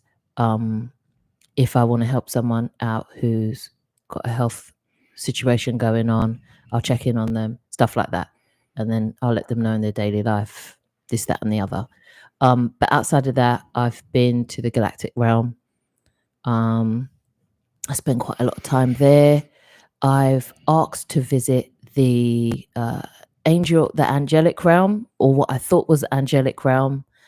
I did. I was baffled. It wasn't what I expected. I thought it was going to be peace and love, and I ended up experiencing a whole download about the war, the Great War, where they picked up arms and fought with one another. I found myself in the middle of a massive battle, a massive war, where these big angels, they're 10 foot, 10 foot, I said Greek goddess looking people and gods looking people of all races with swords and shields fighting in a very big violent fight. And I felt every piece of it, and I just asked to leave immediately. And I said, if that's what they're doing up there, no wonder we're having BS here. But it's funny that this is the thing to be understood, even though you actually witness it physically. About 10 years ago, one day I just starting, I don't know why, but just it's a feeling I had, and I said, you know what, this one God, there's only one God. That's all bullshit. Like, I don't believe that. And I said, but I know there's many gods. That's what I said at the time, and they didn't all agree. And I said, maybe. So I said, no, I know they're fighting. That's stuff. I don't know. It's your intuition. So just what you have to follow your intuition. That was about 10 years ago or something like that, maybe more. You said that. And I said that, and I was like, no. They really like they just did all of this the result of them not agreeing. Yeah, and you're not far off, my love. And then you had this experience. Yeah. So yes, you can have experiences through OBE, but also we meant to use our heart space and our intuition, and and discernment, because a lot of truth is there as well. Yeah. So I went there, and even to get in, and I asked to go to the God realm, and my first way in it, and I said the God realm, the angelic realm, and I was very vague about it because I don't know the names of each of them. I just know that someone's spoken about them. I want to go there. I want to see for myself. But that's how I roll. I want to see for myself. And when I saw them fighting, and I just saw this, like as if a shadow had come over me, and I look up, and there's this massive wing, and then someone pulls me back, and I get this gust of air through the wing, and then two swords, massive swords, come across, and I was just in the middle of mayhem. And I said, no, are you fucking kidding me? I was disappointed at the time. I mean, I don't really like to say I was disappointed, but that was what it was. I was like, what? I was like, is this what this is about then? Is this what this is all is then? Because I'm not feeling it. And I think it's because my whole work up to going there was, I was asking to go there, and this priest woman, she came, and just as I was at the portal to go in, she came, she was stumping this thing in front of me. She stumped this big amulet, blue. I've got a picture of her. I'll explain this way better with pictures, but yeah, that's why I like to have the pictures. And she spun it in my face. She was like, you're not going here yet. You need to sort some stuff out. And like I said, so she sent me there. I sorted the thing out, and I'm like, okay, I'm ready. And then that's when I had my first contact with Seraphim. And one of them had just come to my house cloaked. And I was like, when they come cloaked, I was told by other people that this is what it is. This is who they are. Go with them. And the way he was, it's like I'd already known what it was. He was very clear and very concise. Okay, this is what it is. He opened up a portal. He stood in front of it. He went like that. There was some like a golden rope bridge, and I was like, all right. And I walked in like I was Dora the Explorer, just all right, see ya. And I was so psyched, like, yep, this is it. And then I turn up, and it's Arm's house. Yeah. I was like, so you're not better than us. So when I tell you guys, there is no hierarchy to this. You are the God you're looking for. Yeah. Also, as far as my experience, I went to a place. I can't tell you where it is, what realm it is, but the only things I've noticed when I was there, um, I saw floating islands. So imagine like islands in the sky, they're all floating, and it's just there. And then and when I was there, I met which I think was a version of myself, which is a black person but with coolie hair. And I actually were asking them, "Are you black?" Explain And what coolie is, babe. Not everyone coolie is is when you're Jamaican. black and you've got like straight hair, basically, like Caucasian, Or you're mixed with or you Indian. mix with Indian, yeah. But yeah, I was trying to, Yeah. yeah. So basically, met a person there that was a version of myself, which I asked question. I said, "Are you black?" And they told me, "Yeah, I am black." And I wasn't. Do you know what was funny? I wasn't shocked about seeing these islands floating in the sky. I wasn't. I was like, wow. I was just like, I'm not even shocked. That's what shocked me the most. It's like, why is that normal for me? So I realized that's obviously somewhere that I know. But is it galactic realm? Maybe that was difficult for me to know. So maybe I'll get more answer to when it comes to that. But yeah. Yeah. So yeah. Oh, hiya. Hi, Kathy. I'm trying to get through each and every message Go straight ahead. up, guys. Thanks for coming. So I'm trying to get through each and every one. I want to answer each of you. Yeah, sci-fi movies, if they felt real for you, I mean, I believed in dragons when I was little. Every time I'd watch anything about dragons, I was like, they were real. I mean, why are we playing games here? And then obviously you got silence that one up. You get around university heads and you got to just shut the fuck up. And then it's like that. And then I said, no, I really do believe in them. And with no proof, just how I felt, like, how were they thought up? How was a name applied to something that never existed? Somebody thought about it. And obviously people have agreed, so it's peer reviewed. I mean, what are we doing here? Like, are we just going to keep on in every culture talking about these things? And then, I mean, even if you've been to somewhere like Notre Dame, gargoyles, all this stuff, like, where are they from? Like, they just happen to be here.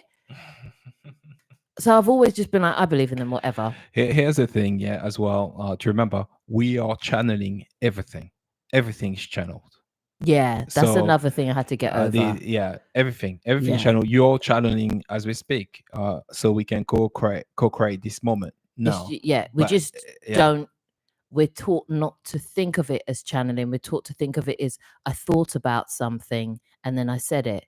But have you ever said something that's been profound and you're like, I just said it, I don't even know where it came from? All the time, isn't it? It's just like, boom. Absolutely. This is the shift that's going to happen. It's not some big seismic thing. It's a shift in perspective. It's the shift in the way that we've been taught to see ourselves. We've been taught to see ourselves as less than, has to ascend to, rather than be, accept, allow what we already are to come forward. All of these abilities here are not outside of us in somebody else. They're inside of us, but they're just laying dormant. On our agreement, we've agreed to forget. We've agreed to come here and play the game of, I don't know what's going on, and then have this unfolding happen with like-minded people or people who we don't like. I mean, when you get kicked out enough houses, it's a rude awakening. It doesn't mean because you don't get on with someone that they're not part of your awakening. I mean, COVID is just one of them. How much people have woken up since then, or at least got to the stage where they became aware, like, I didn't like that on a soul level. Like, I didn't. That's all this is. So this is why these conversations are so important to us, you know? So hey, Katy, greetings to you too. Yeah, hiya. Yeah. How is it hard for you to imagine that we are in a construct? Okay. I don't know where everyone else was when what's it called? what was that film with Jim Carrey? The Truman Show came out. I don't know if you've watched it or not.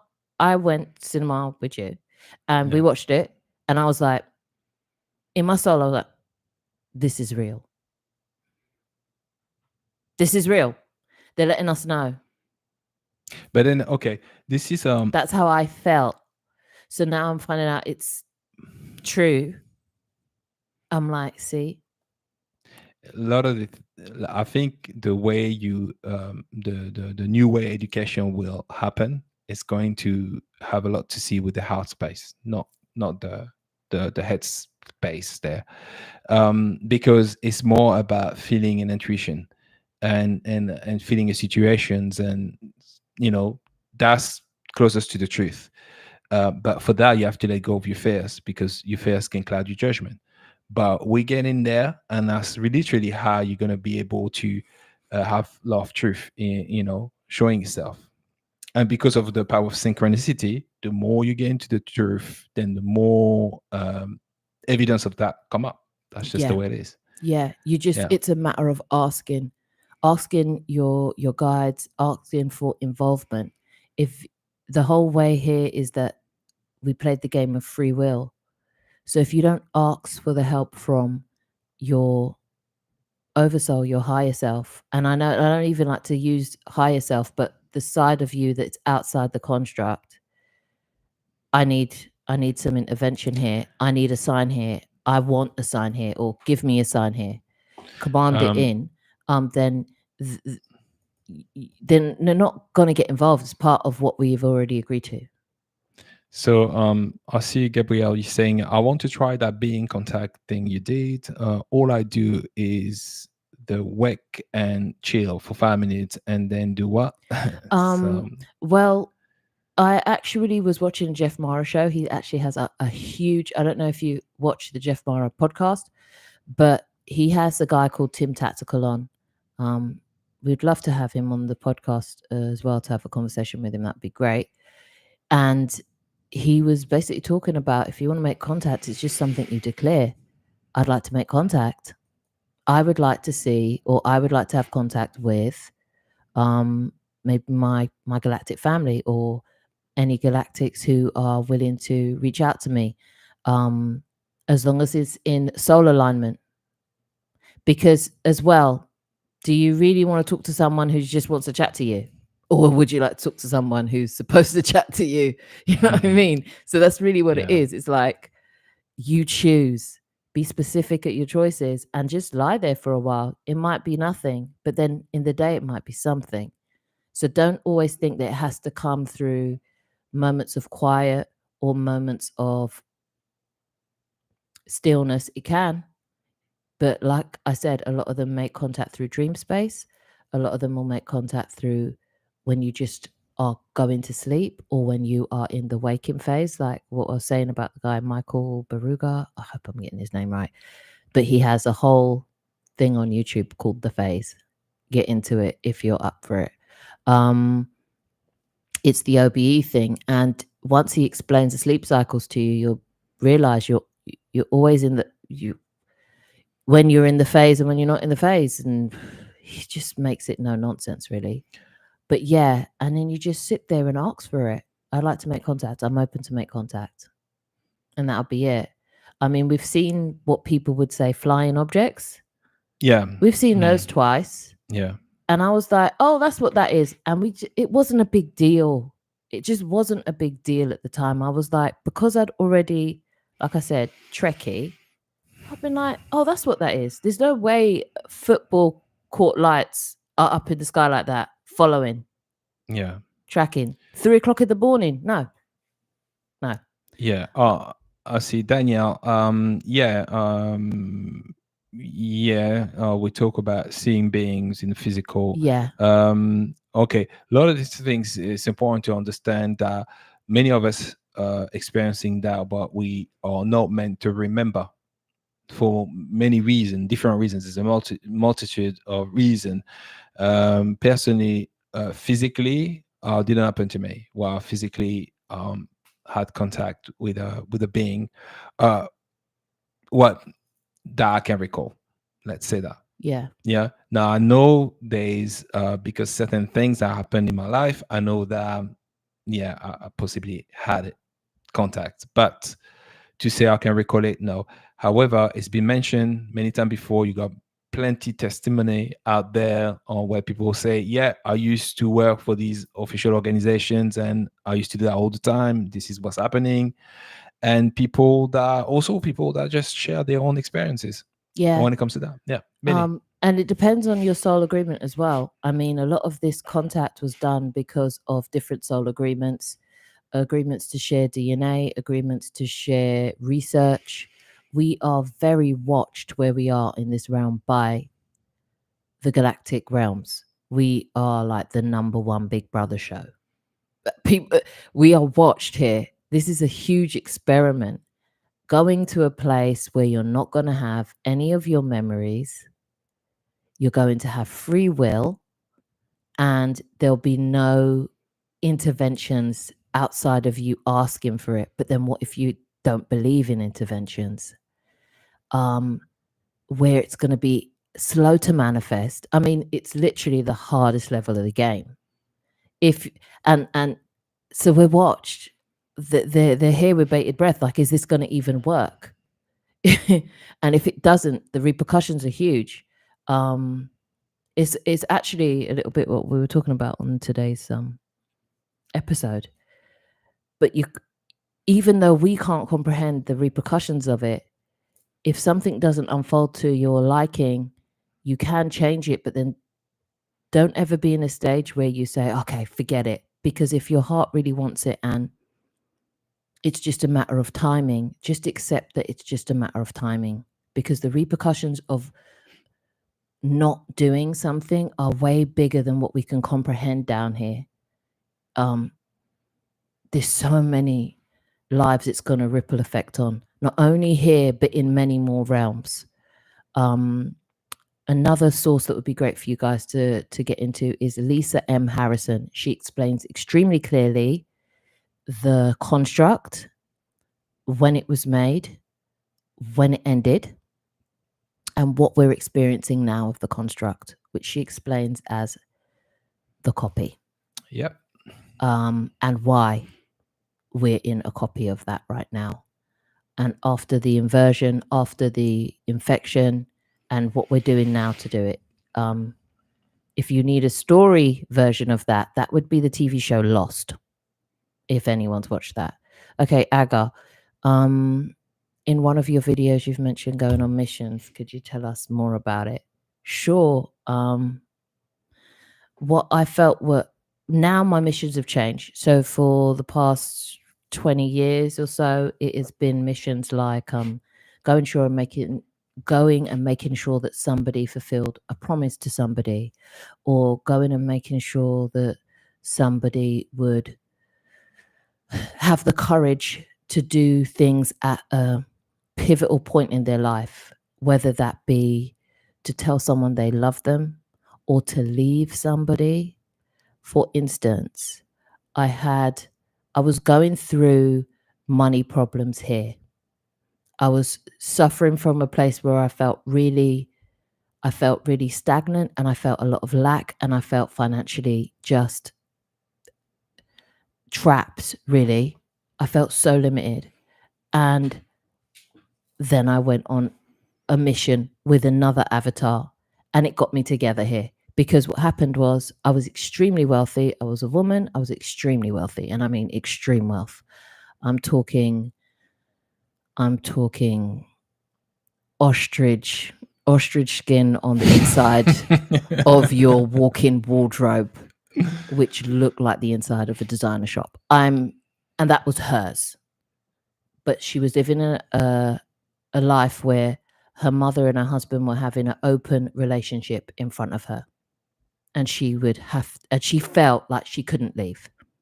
She felt like she couldn't stick up for herself. She was in her own situation. And I realized what I was going through here was only because we share, she's a soul shard of our oversoul.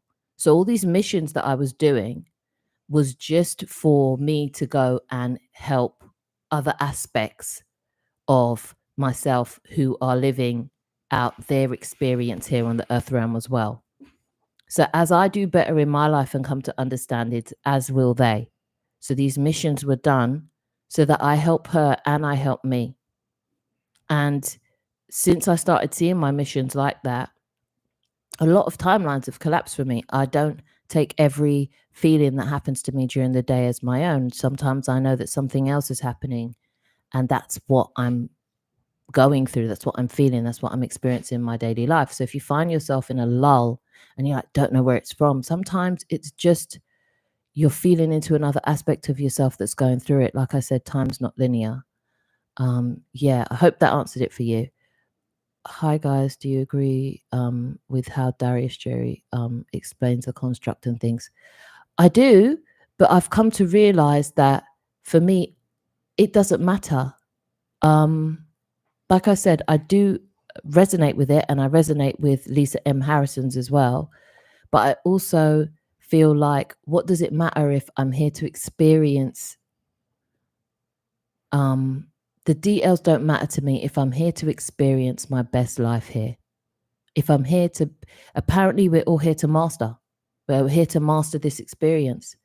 So unless I'll take it in as information, thank you, now I know, let's get on to mastering what's going on here.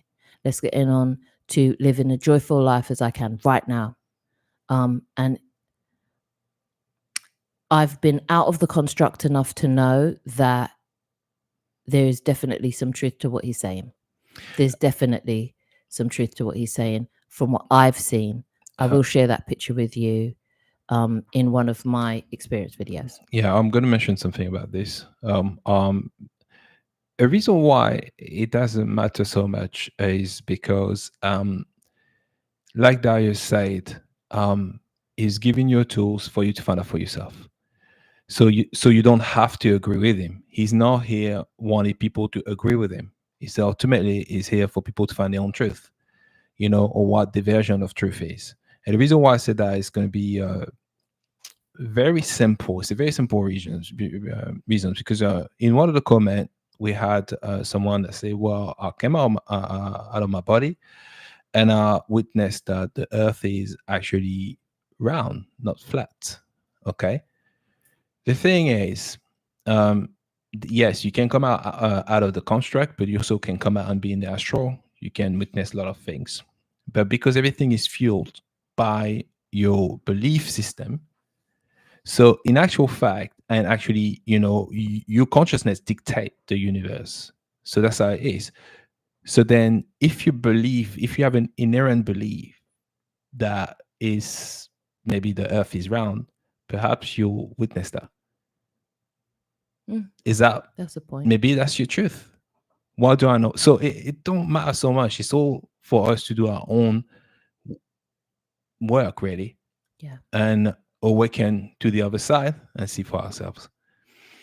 So now, is there some truth we can say, okay, I agree with this and that and that?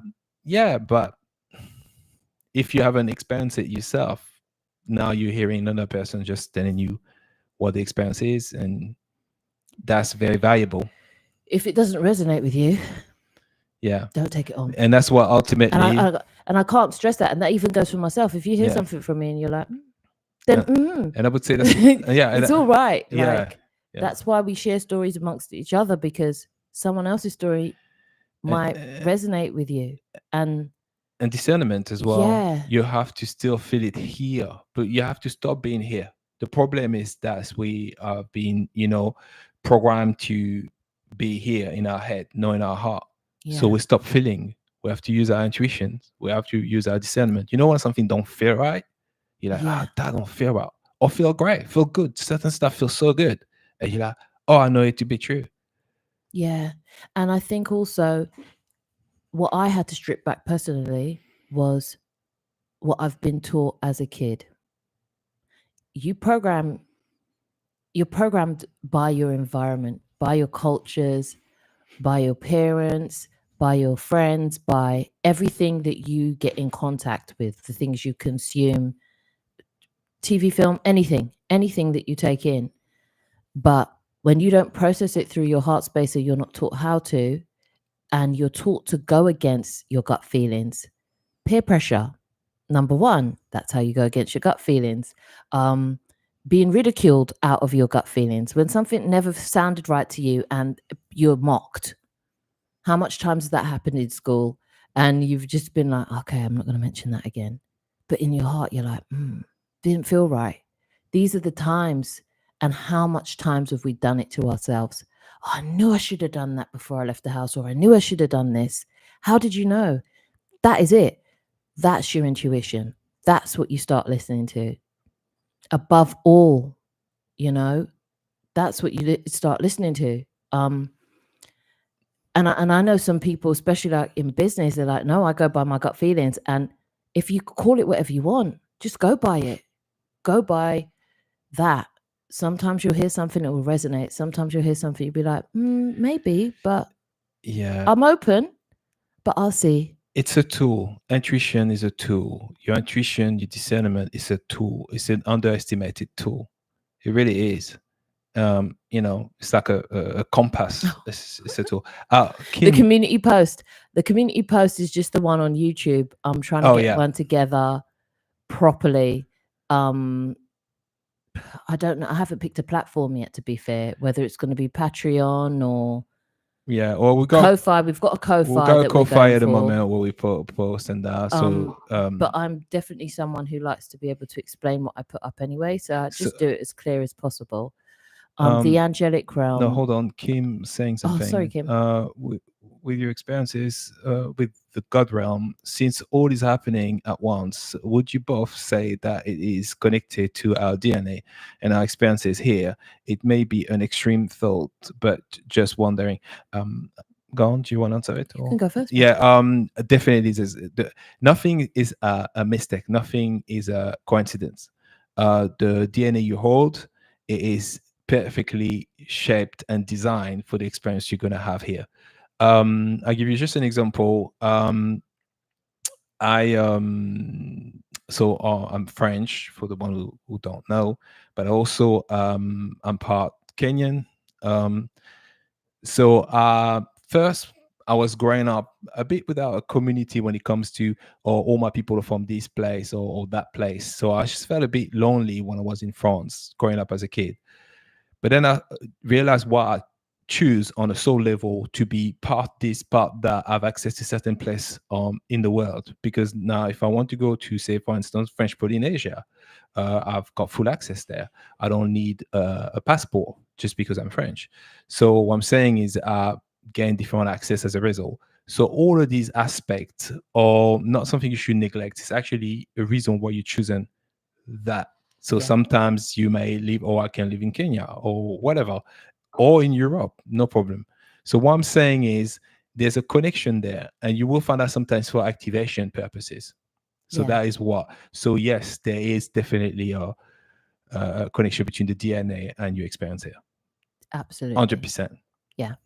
Yeah. And family heritage or whatever. Yeah. All of that. 100%. Angelic realm. Well, we must have found what we desire. To experience. And that's another thing as well. Absolutely. I went into this whole angelic realm thinking I was going to be surrounded by cherubim and peace and love, and I was going to feel the everything of everything. And I just saw people at war. I saw angels at war. I was like, what is going on here?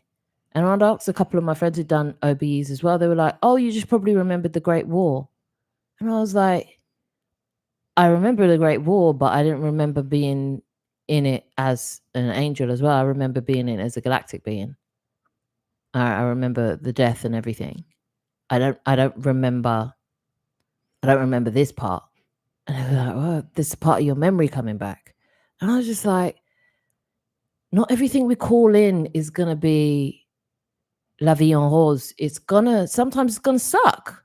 Yeah, that's what it is. Sometimes it's gonna suck, Sometimes you're gonna be like, wow, I thought it was gonna be one thing. So now I go in with no expectations.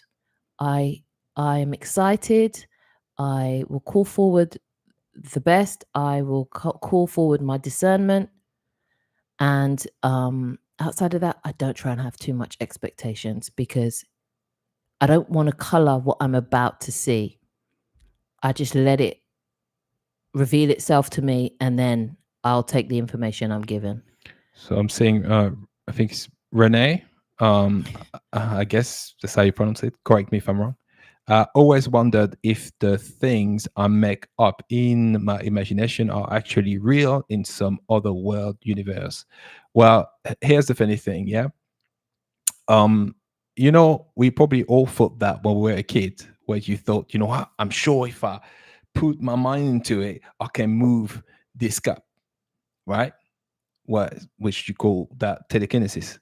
Well, telekinesis is a real thing. Some people are out there moving stuff with what we say their mind. I don't think it's with their mind per se, but this is what's happening. Yeah. So, but how did we think about that as kids? Yeah. If we were when we were kids and before we were sat down and taught any of these words, how were you playing? How were you? Were you the type of person who'd say, oh, okay, it's all right, I'll heal you. And you put your hand on someone and then they jump up, you're like, yay. What was your play? That's usually not far off from your true soul self. No one sat here. It's not like anyone sitting here telling you about these things. It's just things you know inherently to be true.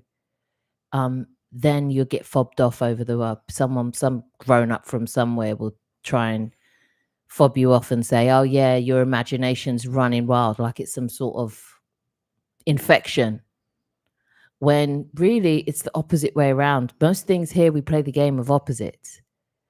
The programming is the infection, if you want to look at it like that. But the program is the distortion. Who you are as a default is you. It's the closest to you that you can be. You when no one's watching. So, and you don't do things. That's why kids are so brutally honest. I don't like that. Or until someone sits down and says, no, you're going to finish that. You're going to eat that. You force it down. And they say, it's good for you. And you're, yeah, your whole body rejecting it. If you grew up in the 80s, that was the 80s only. Oh boy, yeah, no, I'm not saying, but I'm telling you, that spread right out through the 90s. Okay, yeah, 80s, 90s, yeah, true, spread out. That, yeah. But that's the thing, and we see it as normal things, right? Because that's just being a kid. Yeah. But that's what it is to be here. You just get grated down over the time to just submit and to start stepping out of what it is you know inherently to be yourself. Oh, were you one of those kids who used to sing loud and bop around and dance around all day, and someone said, shut up, and that was it now. Or someone's sitting there and you're whistling, minding your own business, happy as can be, playing outside in nature, and they're saying, stop playing in the dirt. You got to grow up now. And then that's it. Yeah. You cut it out and you cut it out, but you're cutting out your connection with yourself. And it's about reaching back into that. It's not about reaching outwards. It's about, that's the inward. And it's not closing your eyes and seeing inwards all the time. Sometimes it's just being with yourself and just doing the things you like to do without judgment. Half of the stuff I used to do that I stopped doing was because I was shamed out of doing it. You know, I used to love whistling. I still do. I still whistle now. But I was told categorically, girls don't whistle. And they certainly don't whistle like that. You're not going to find a man. You're not going to find a husband. So quit. Okay? It's nasty. It's nasty. That's what I was told. And I was like, wow, it's nasty. Yeah, that's how people. And that's it. How much times have you guys gone through that? Okay. So Tim Tactical, yeah. Okay, right to right. Hi, Spring. Right to right. Okay, so hold on. Right to right. That's doing parasite cleans help you to do an OBE more effortlessly. I'm just only going to say one thing about this. I'm going to say if you believe to be so. Yeah. And if you're drawn to do a parasite cleanse, then it's because you probably need one. Yeah. And if you're like, I try and keep on doing one, but I can never really do it, then stop trying. So, if you're supposed to do it, you'll do it. Just make sure it's something that aligns with you. If it resonates with you doing it, then do it. If you're thinking, nah, then nah. And I know they'll sit there and tell you if that's the parasite talking. But in all honesty, at what point are you going to listen to the parasite or listen to yourself? Yeah. What do you really feel? And tune into that. And if you feel like that's going to unlock something for you, try it. Try it. Yeah, try it. Some people never wake up. Yeah, some people aren't supposed to. That's what their agreement is, that they'll get right until the end of the construct and that will be it. They won't. Yeah. Quick inspirations. Hiya. I think I recognize you from the Lyran situation. You. Hiya. Hold on. If you skip something. I won't skip anyone. Okay. I'm going back up. Okay. There we go. Okay, so yeah, I'm trying to what is it? Okay. Why everything we feel is not ours. No, it's not. No. And I was a very sensitive, what people call sensitive kid, highly sensitive. You pick up everything. I'd know what everyone's feeling. I'd know who's going through a divorce. I'd know who's really putting on a fake smile. I'd know all of that. Very intuitive kid. Maybe you lot can relate. But I used to feel things to the point where I'd come away sick from places. If you suffer from any social anxiety, I think that maybe instead of calling it that, you might want to look into the fact that you just tuned into your heightened sense of empathy, of being a reader into the field. So not really empathic, like you feel energies, that's it. And you've got a heightened sense of it. That's it. So will we all get back home or not? Yeah. You are an eternal being. So it doesn't matter how long it takes. You're already home. We all going back to our original self. Yeah. It don't matter what you did here. You're all going. Remember, it's this unconditional love. I'm trying to have an no OBE, man left behind. But fair is a strong thing for me. I'm trying to get over that, but it's hard. Any advice? Just to make you feel better is hard for everyone. It's not everyone, babe. To get over, that's the point of a fair. Of getting over fear. Yeah. I thought you meant the OBE. No. I mean to get over your fears. Yeah. So, but if you if you bear in mind that you are an eternal being and who you are here, it's not your true self. It's just an aspect of who you actually eternally are, and no one can harm your soul, period. Yeah. So remember that. Absolutely. No one, unless you believe to be so. But you know it's not true though. So that's just... It's part of the illusion. It's part of the illusion. And let me just say, lots of people have the idea that your soul could be trapped. You could get trapped over there, and you could go there and then not come back is another big one as well. If it was true, which one of the teachers on YouTube has said, if it was true and you heard of a man who was trapped and couldn't come back, if he never came back, how would you know? How would you know he's trapped? Yeah, absolutely.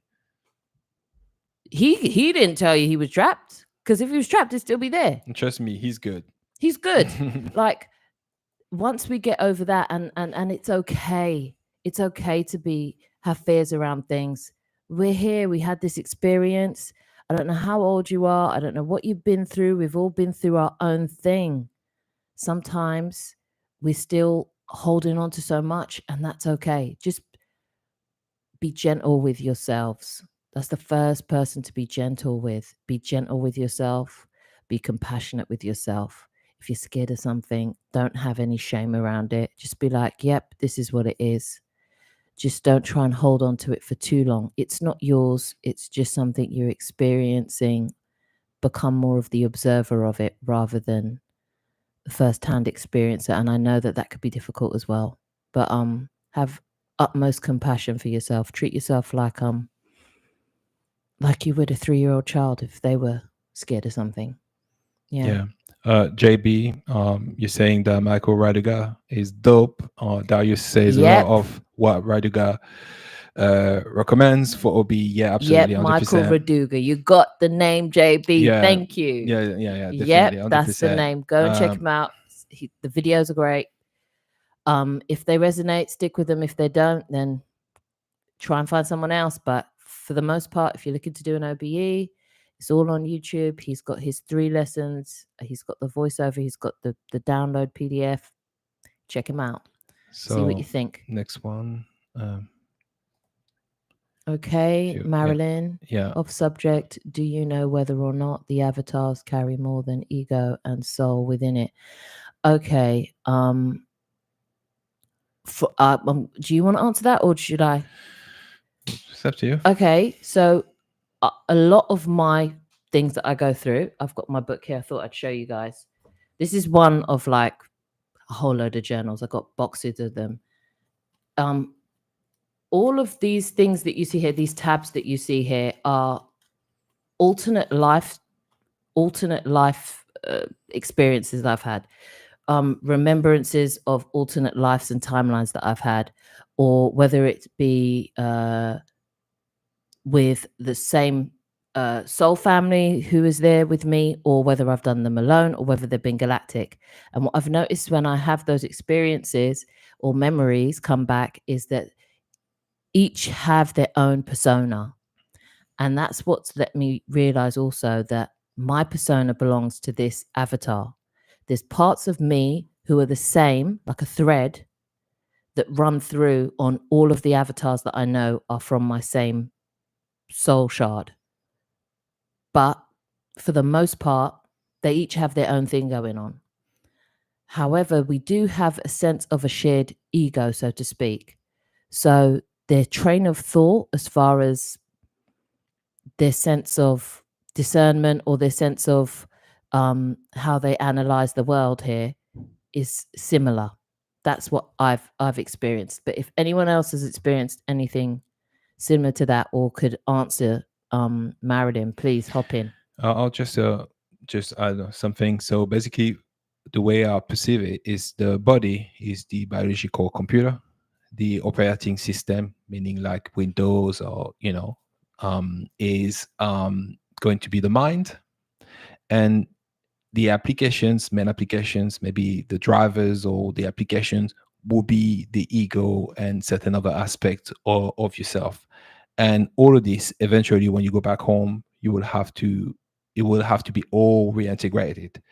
And the reason for that as well is because if you check it for what it is, your soul body, when you come out of your body, you look just the same. You don't have to, but this will be another aspect of who you are that's going to be reintegrated, so that your full experience on Earth here is being archived, so to speak. It's archived as you speak. That's not going to save, I would say.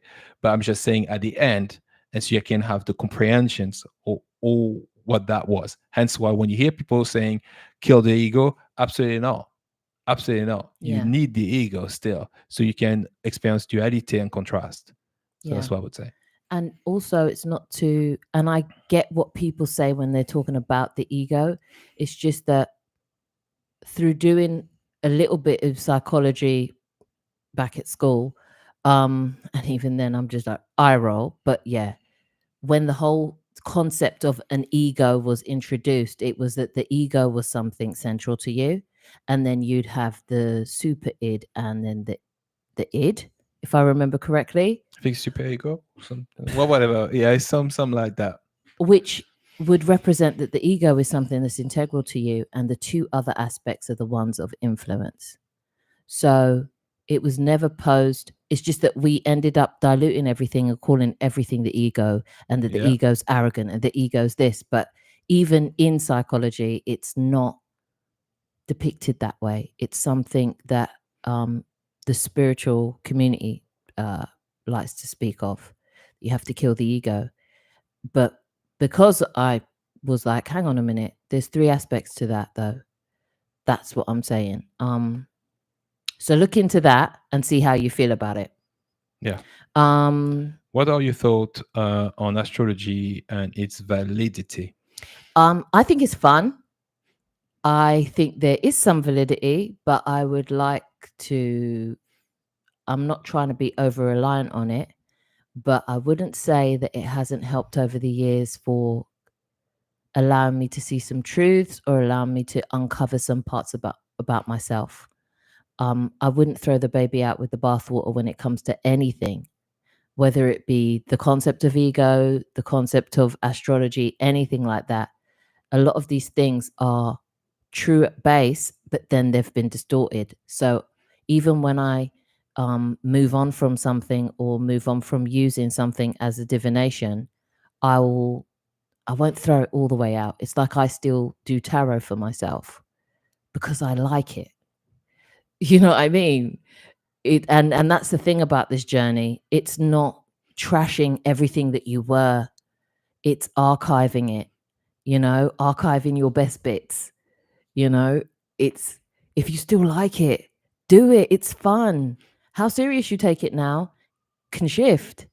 How much validity you give it or how much emphasis you put on it can shift. But don't be too strict on yourself. Approach everything that you do and as just a nice step. You just take these baby steps and you just keep it moving. If you did pick it up and it did resonate with you, then at some point you needed it for your next step. And if you don't use it as much anymore, that's fine. But yeah, I still know it has something to do with our galactic heritage. I just know I look at it differently now. What do you think? You never same thing. I just think that, okay, I would say this. I would say it's all part of the experience. We've got different choices. That's where free will, I'll say, activate itself, where you can actually use it. You have free will to decide how you want to experience. This is like going to the swimming pool. You can decide how you want to swim. You can swim with a bikini or fully clothed. It's up to you. It's exactly that. It's like, oh, I like to have this experience that way. Doesn't matter. Yeah. It's literally, and this was the more you be into it, that's why sometimes when it's from the heart, it's good when you can literally like lean in and just go like 100% with it, because that's what you desire. Yeah. So yeah. And tell you something a little bit more out there, but sometimes when I'm talking to my guides and I'm like, look, I'm going to be sitting around. I'm going to have a good old couch day today. I'm going to put on my feed, and whatever comes up on my feed, the first thing that's about, say, tarot, I don't care what it is. If you have anything to say to me, make sure it's a video, make sure that it's under this many minutes, and I'll know it's you, and I'll watch that video and I'll receive the message through that. And I kid you not, that's what's turned up on my feed. It could be a reader I've never even seen, not even subscribed to. I've got on it and what they've said has given me the answer. I've used it, it's unlocked some stuff, and I've gone about my business. Everything is what intention you set and what you want to receive. You can ask for what signs you want to receive. Yeah. So does our soul have parts or incarnations at every level of this construct? Sometimes, yeah. That's from Aga. Yeah, I guess it depends. It depends on. We are a multidimensional being, so we have the ability to be pretty much everywhere, every timeline, everywhere. Yeah. That's another thing about Lisa M. Harrison. She's got 5 short videos about deconstructing the construct, and those are key videos. I've experienced her lessons before because I wanted to know about the construct more. When I had some of my own visions, my own experiences of coming out my body and seeing some things that I couldn't explain, she explains it very, very well. And she'll cover even the ending of the construct as well, and the timeline around that, as far as divine partnerships as well, what's called original peers, or what people would call soulmates. She explains all of that. 2012, 2008, 2009, all those stuff. I hope that's answered it, Aga. Have you ever went out of your body and went into a school environment? Yeah, I get taken into lessons all the time. And and I come out and I know things that I didn't know before. I was never really big on math. And now I'm better in ways that I can't even explain. If I get out of my own way, I'm doing big time math quick. And honestly, I'm taking no credit in that. I've sat down and they've explained to me sacred geometry, the use of crystals, transfer of informations. One of the guides that had come to me at one point was Archimedes, and he was telling me he's dropping a whole load of knowledge about math. And then sometimes I've been in a lesson and they've told me about OBEs. That's why when I haven't yet gone to Darius's course, not because I don't think it has any validity. I do. I'd still love to do his course. But I was downloaded 2 memories of me, one being a student of OBEs in my past life and 2 being a teacher of one. And I remember all the teachings of it. And when I've applied them, I've had OBEs. So I was like, okay, thanks. So yeah, lessons is a big thing. And if you've gone through that, then whatever it is they're teaching you, if you can apply it in your life and it works for you, definitely So I'm lock saying, in. Renee, say interesting. I don't remember much of my childhood, but I remember my dad telling me my logic is wrong. Yes, some of us don't Yeah. remember much of it, but No, I think there's just been because someone some. don't understand something don't mean Yeah, it's wrong. yeah, there be some special. So this is the things about maybe being a star seed, and yeah, there's Yeah. certain things that you can't explain much. But yeah, but I'll tell my story at some point as well. Yeah. They really told you that about whistling. Oh yeah. Oh yeah. Yeah, this is yeah.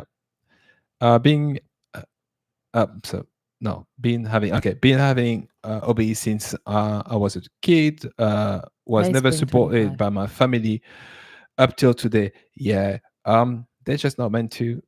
Not all of your family is your family. Yeah, Sometimes you're put here to at the know, time I guess. out of convenience to Yeah. be here. And this was a hard one for me to wrap my head around because I was like, no, really, my mum. But some on a biological level, yes, they are your family as far as you having your instance here. But when you came in, your soul is eternal. You don't have an age. Your avatar has an age. Your avatar has these things. So when you come in and you feel like, what I know, when you see this baby and you're like, wow, that baby's been here before. Sometimes we say it all the time.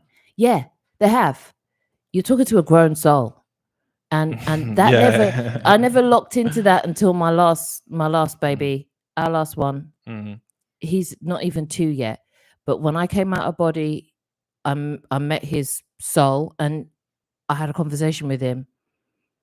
Our relationship's changed since because this is a grown person I'm talking to outside of the construct. Like he's here for he's got his reasons, he has his goals, he has his life path, and I'm a part of that, and I've helped usher him in as a physical being. But outside of that, Yeah. it's like, yeah, So respect that, innit? you're welcome, right to right. Okay. Joanne Benson. Okay. Hi guys. When I was a child, I would be woken by children's conversation downstairs. I would pluck up courage and creep downstairs. They would hear me and not be happy I was there. Was this just my fear? Here's the thing, because when you're a child, you have like your perceptions can be distorted between what's true and what's not. And obviously, if you're having an OBE, you may think that was you physically going downstairs and that, but you were having an OBE.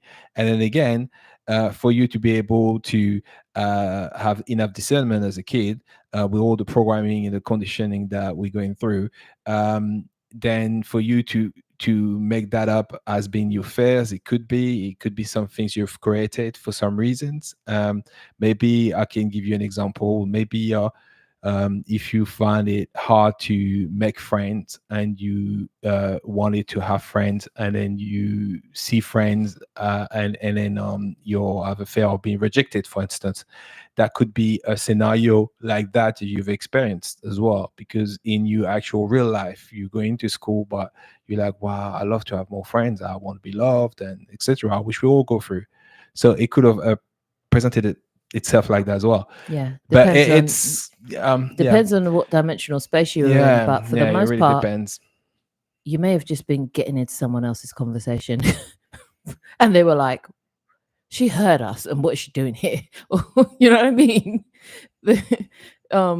It could have been that as well. About now you asked a question about crossing over. You take your personality, yeah. Yeah, absolutely, You do. 100%. What does this with our past lives? Well, this is the thing. I've been there for one of my past lives passing over. I've experienced it twice, where they've passed away. And from what I know, what we would call the First World War is when I passed away in that one. And I'm still here. So I just understood it that fractal of me has gone back home. Like I said, and like what he was saying, you're going to have to integrate all of these at one point. So even though you might be thinking, okay, some people are never going to wake up and they're going to be left behind, they're not. One of those fractals might be one of your own. So that's to be remembered as well. And yeah, they'll be integrated. Everything will be reintegrated back into its original soul. Yeah, also I'm going to give a little detail here as well. No problem, Jack. What happened as well, what they call karma.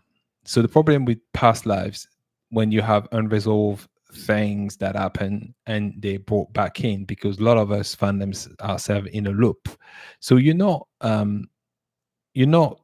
forced, no one can trap you, but if you hold certain belief, you may come back with the same unresolved issues. And that's what happened to a lot of us. We're here, but now that's why the awakening is important, because then you can learn how to let go, how to transmute, because not everything is yours, and you can't be in the mind all the time in your head thinking, I must fix this, I must fix that, I might be a dark night of the soul and all of that stuff. Yeah, of course there's things you have to sort out, but yeah, there's another thing that pin us here with all these and they're not issues. And we say that lovingly because we did it. I did the whole I'm in a dark night of the soul thing. Problem is, if I keep on saying it, then I keep on being it. Yeah. So I was like, oh, I'm being it. So I just said, now all of my lessons I want to learn in a state of joy. Kat, hey Kat, thank you for giving that information. Yeah, those two tools for releasing fears and unwanted emotions. EFT tapping, I've heard about that, and emotional codes, using the muscle testing to release trapped emotions. I haven't tried them, but I've heard about both of them, and I could see why they would work, because a lot of our fears are held within our bodies. Yeah, and they are to be. Hey Kat, thank you for that. Yeah, thanks for that. Yeah. All right. Okay. Keep on going. Marilyn, do you have any thoughts on identical twins, one egg that split into two souls? Soul agreement. Yeah. This is straight up an agreement. Yeah. Because imagine if Source wants to experience as much things as possible, then they'd make sure that they split. Well, it would make sure that it splits into as much fractals as possible, so it could have as much information to take in through as most experiences as possible. So, quadruplets, quadruplets. Yeah, quadruplet. Don't quote me on that one. But when they come as four or triplets or sextuplet. Yeah, sextuplets or twins. Yeah. That's the soul agreement. Let's come back and all be born from the same mum. That'd be dope. Yep. Yeah, it's We're very locking layered. in. All right, guys, let's go. There's different It's different experiences. experiences. So yeah, I could see that's definitely a soul agreement. Hiya, Melanie. Okay. Hi, Melanie. Who is that you mentioned breaks down the construct? Lisa M. Harrison. Um, she breaks down the construct very simply, very straightforward. She has longer form videos, but she has recently released 5, I think, short form videos about it. I learned about her about a year ago, maybe a year and a half ago, because I was getting some information about the contract and I saw some stuff that was like, hang on a minute, what is this? When I was outside my body. And I just wanted to see who maybe have seen similar stuff. And she is very clear about that. So Lisa M. Harrison. Melanie, you want to read that one? Yeah, from your experience, do you think alien abductions are a real thing or government involvement? If so, alien artificial insemination and the hybrid program, do you think that is a real thing? Here's the thing: what wouldn't it be? What wouldn't it be? I mean, think about it. I'd say yes to all. I say yes to all, and there is no reason for it not to be that either. So when you think about it that way, you realize very quickly, yeah, it's true. That's definitely possible.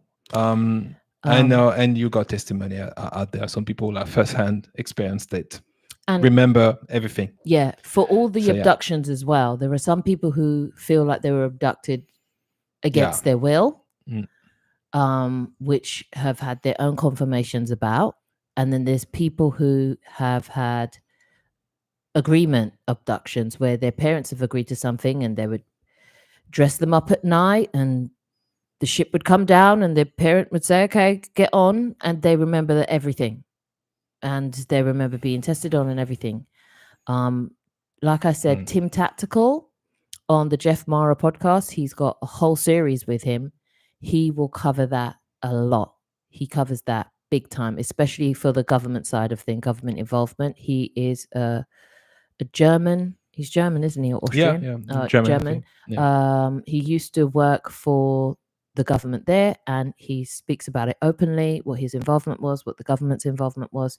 They're not really trying to hide anything right now because we are so close to the remembrance of it all. Hybrid program, all of that. Yeah, I do. I do. I've seen enough people as well had 1 or 2 firsthand memories come back as well that I was like, oh, that's what that was. So, and but I may add, none of mine were abductions. They just weren't abductions. I went willingly. I was treated very nicely and had a good time. They were nice. They didn't look like me though. Yeah, it was fine. It was fun. I got back. I felt better, and it was good to go. So, LOL, grown souls. Yeah, I plan to have kids next year, and I'm learning all this stuff about the soul and the construct. I wonder how I will approach parenting now. Do you want to say anything? Father of 4. Yeah, well, it's an adjustment, I guess. If you, for all this time, they were little beings. If you thought they were yours, they were yours, and I don't have much to say about that. It's just that I'll say, there's not much to say. Has it affected your parenting, Amondi? No, because it's something somewhat I always knew. Yeah. I never but if you put in your mind, like if you were stuck on the fact that they're babies, and I guess it's a preparation as well for when they grow older, because I've personally experienced, but I know a lot of people experience that with the parents, where the parents now all of a sudden you're an adult, they're like, well, you're on your own. They stop the parenthood. So I'm guessing if you from the start seeing them as a grown soul, there's no reason for it to change. Yeah, it changed. Not because of those weren't things that I believed, but once I saw it for myself, see, there is believing, and then once I saw it, I'm the type of person I needed to see it for myself. But once I saw it for myself, I was like, okay, well, that's gonna stop, and this is gonna stop. Telling them what to do all the time when they clearly are fighting me on it. And it's not so that they're unruly. Like my kids are actually like who they are. I like hanging out with them. We get on, and I'm like, oh, thank you. But yeah, we get on. But then I'm thinking, of course, why wouldn't we? They've agreed on a soul level that they've come in for parents like you. So whatever your situation is what they've come in to experience. You have a soul agreement with them. That's what they need. Whatever it is you are dealing with is what is they need. And I just try and stay as in my integrity and on my path as possible, so that my soul agreement with them, it goes according to plan as much as we've all agreed upon.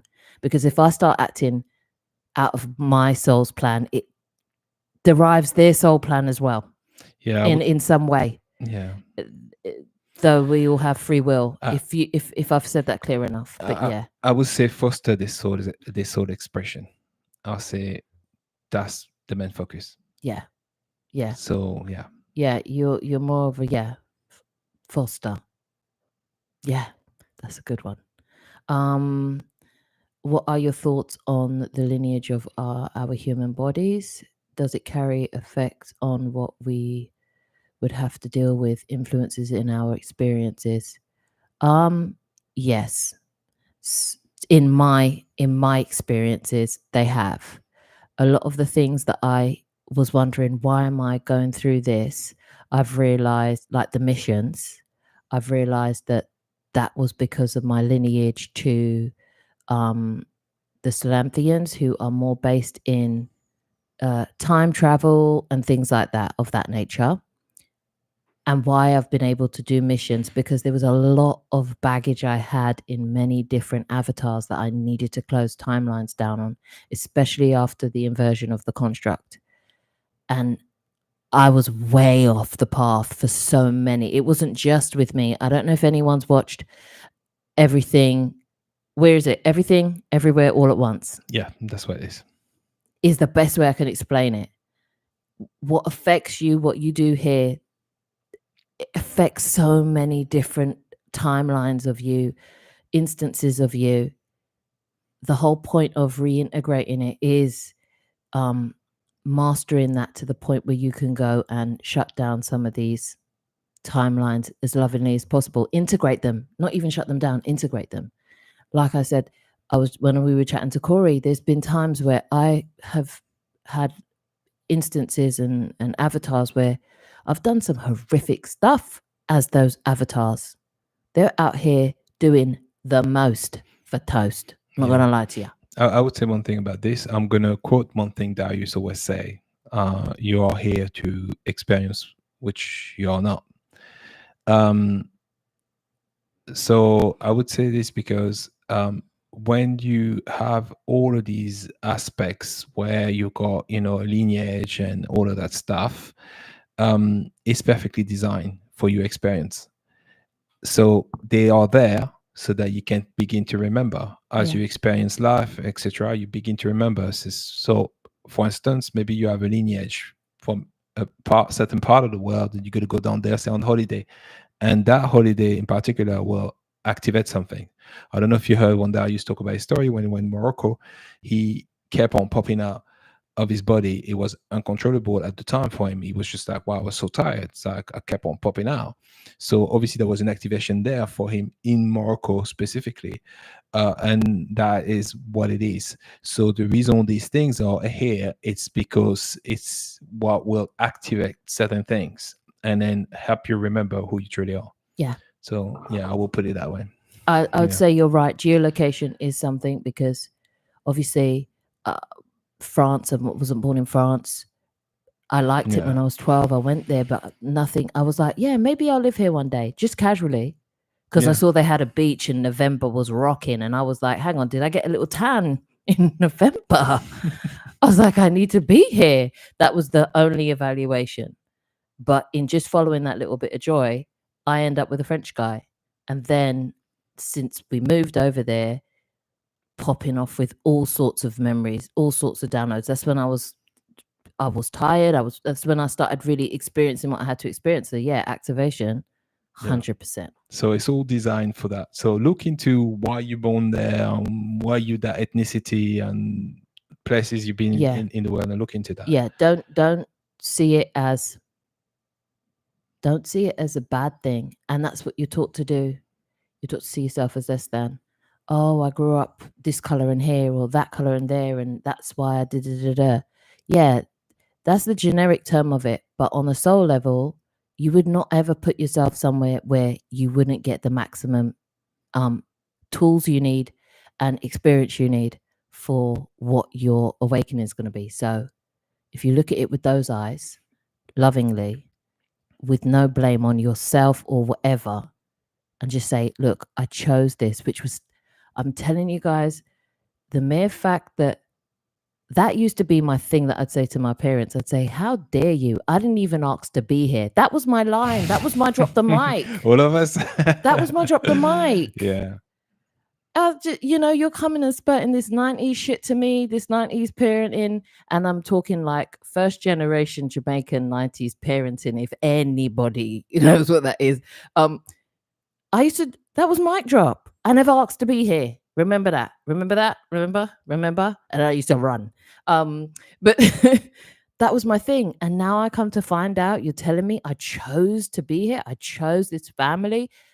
Once you get past that, and once you start stepping into that, it unlocks so much. It's about stepping into your power.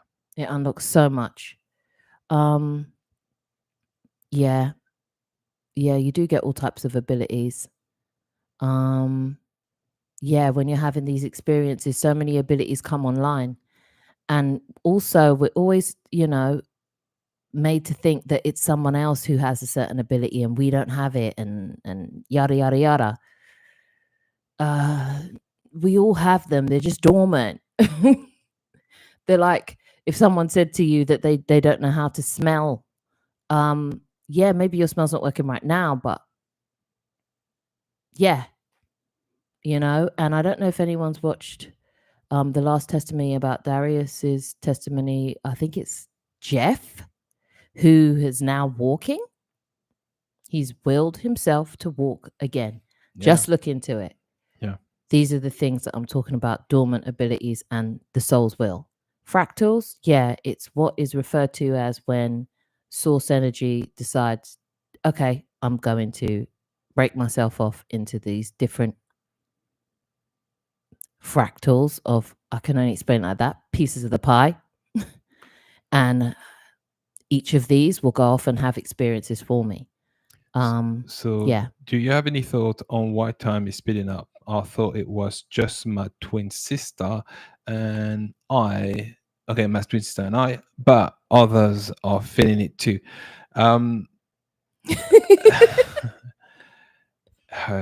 laughing because I talk about this every week. Every week, I'm like, hang on a minute, what's the day? And my kids will hit me, yeah, it's family night already. I'll be like, what? No. I thought it was Wednesday. They're like, nah, Mum. Maybe that's the illusion as well. When the consciousness starts shifting and people stop thinking about time in being linear, and we begin to start, opening our heart to something maybe closer to the truth. I guess that's the effects. Yeah. Like the fact that we've already pre-agreed this conversation between all 37 of us, and we've already already asked this question and we've already answered it, and we're all, because this isn't a one-way street. When you guys ask stuff, sometimes I'm like, word, yep, yeah. So sometimes you can front run certain events, and feels that wow, it's happening quickly. So it's all meant to be. It's already happened, and it all hasn't happened already. It's wonderful, and I'm happy we're doing it all together, guys. I heard that people who are afraid of height died in one of their past lives with something to do with heights. Yeah, but that's what I was talking about karma and resolving issues. And there's been something that's happened when people die. They keep on reincarnating more than what they're supposed to, and it's never been resolved. Because the truth is, if you're knowing once you died, by definition, that should already be resolved. You should have enough compassion for yourself and others to know that, or things that happen to you, and love to resolve it. But the mere fact you're coming back with it again, hence why, it's because once you're here, when you hold on to belief that aren't true and belief that holds you back, you are not dealing with it. You can't transmute it. And we are in the mind that we can only transmute if we do some things. Not everything has to be so-called active. You don't have to be active in transmutation. Transmutation is the minute you understand it's transmuted. In breath alone. Yeah. That's what in breath alone. For, exactly. For, yeah. So that would be the reason. And if you look into David Icke's, now some personally, he resonated with us. I see what he's saying. His message resonated with me. I resonate more with Lisa M. Harrison. But as far as what he said about this loop is concerned, he was tapping into the same thing that Lisa M. Harrison was talking about when the construct went through its infection and had to be closed, and what was realized afterwards, and what we're experiencing now in relation to what we're experiencing now. So yeah. And dying of heights, can relate to that. And it's funny that I just said that, and then here you go talking about that very thing. But yeah, I had an instance where I died being drowned, and it was at the hands of some factory guy who just underestimated what was going on with the workers, didn't want to listen to them, and then we all ended up just dying horribly. Anyway, it was through drowning. I never understood why big bodies of waters would just rock me to my core. And then I had a whole memory about it, instance where I just I like I said, when you have this remembering, what will come sometimes is the remembering of some of your passings. So that's something as well, if you're looking to call that in. So what do you guys think about doppelgangers? Doppelgangers. That's very interesting. I don't know, I haven't really thought about that anyway. And I don't know, that's an interesting question. I've seen some other people's doppelgangers, but what I've noticed is sometimes I'll be like, oh my gosh, you're the Asian version of da da da da, or you're the white version of da da da da, or you're the Latino version of somebody else I know. Could be from same soul family. I don't know. It could be a fractal as well. It could be or just a copy. It could be a copy. It could be yeah.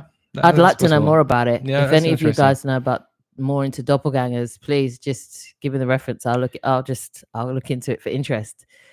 Joanna, thank you with the childhood voices. Yeah.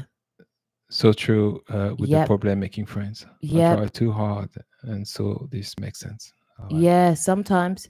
And when we were talking about guides earlier, this is sometimes how your guides can show themselves to you. They can put you through little simulation scenarios in your private space so that you may work through the things that you need to work through. Yeah. Yeah. So I'm on this path now. And recently I was woken with the tapping on my head and a male voice saying, "You must wake up." So I'm trying. Yeah, I've had things similar where I hear voices and it just woke me up, or sounds like deliberate sound, like a swish, or that happens. Sometimes they want you to wake up for whatever the reason. Keep up with divine timing. Yeah, the only reason that this whole entire podcast or anything like this even exists is because my guides came to me when they pulled me up and I was just my torso up only. They were like, "You've been hiding for too long."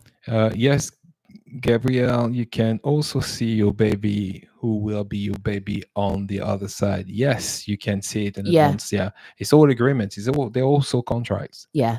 Curious on all the horrendous past lives or even awful things people do in this life, and what souls will choose such extreme things, what are that are hard hard to to heal. heal. So it's for the strongest Awakening. awakening, I suppose. But it's not that. The thing is, there's been some tampering with what's going on here where we are.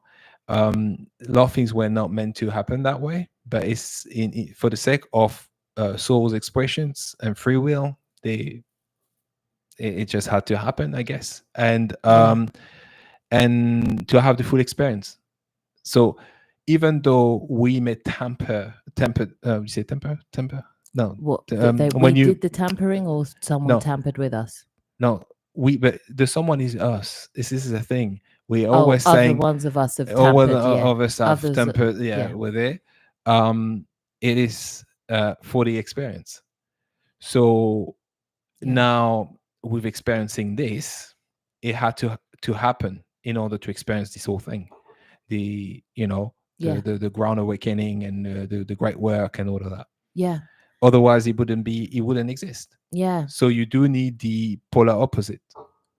Like it was explained, this is the game of duality, so you wouldn't be able to get the amazing earth angel people without the horrendous past or future or present, time is not linear, people as well holding space.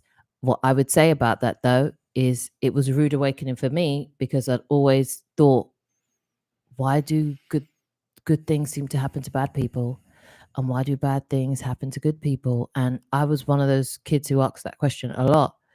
And then things happened to me when I was a kid. I was like, I didn't do anything to deserve this.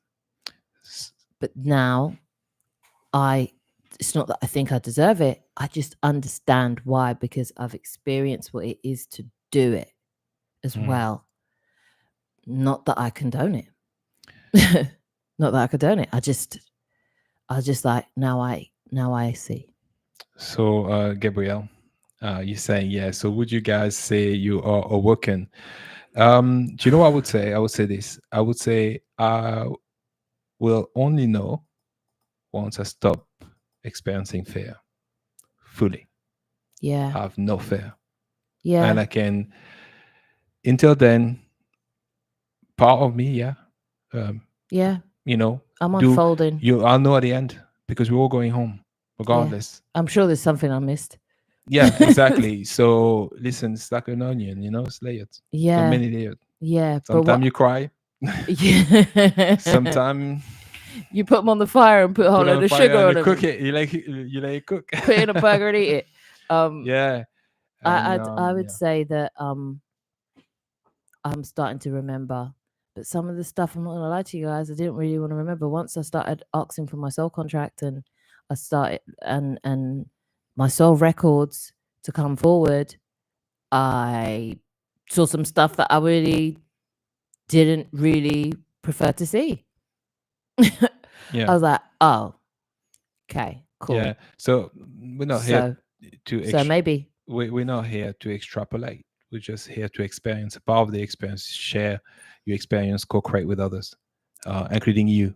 Yeah. So as you ask the question, we create a moment that wouldn't exist otherwise if we were not here to do it. Thanks, So, Marilyn. You too. Thank you. We're gonna stay on here until up to 3 hours. I could be on here all day, low key. It's just I got kids, right? I'm gonna go play something with them, and it's still sunshining, so I'll go out for a walk. But we'll leave in 10 minutes, guys. Yeah. Thanks so much, Agar. Yeah. Yeah. Thank you for all being here. It's much appreciated. Please let us know always, like, what it is you want to see next. If you want us to elaborate on something, if you have any ideas for series we want, and tell us how as well you would like the community to be formed, and then we'll go back and forth and see what we can build out, whether it be preferred on Discourse or Telegram or on YouTube or on our own platform. We're putting together we got Ko-Fi up to now for just donate, so that support the channel and all this stuff that we do. But outside of that, I'd like a place where we could do this more often and speak about stuff that won't ultimately get us banned. Though, if you've noticed, that shifted.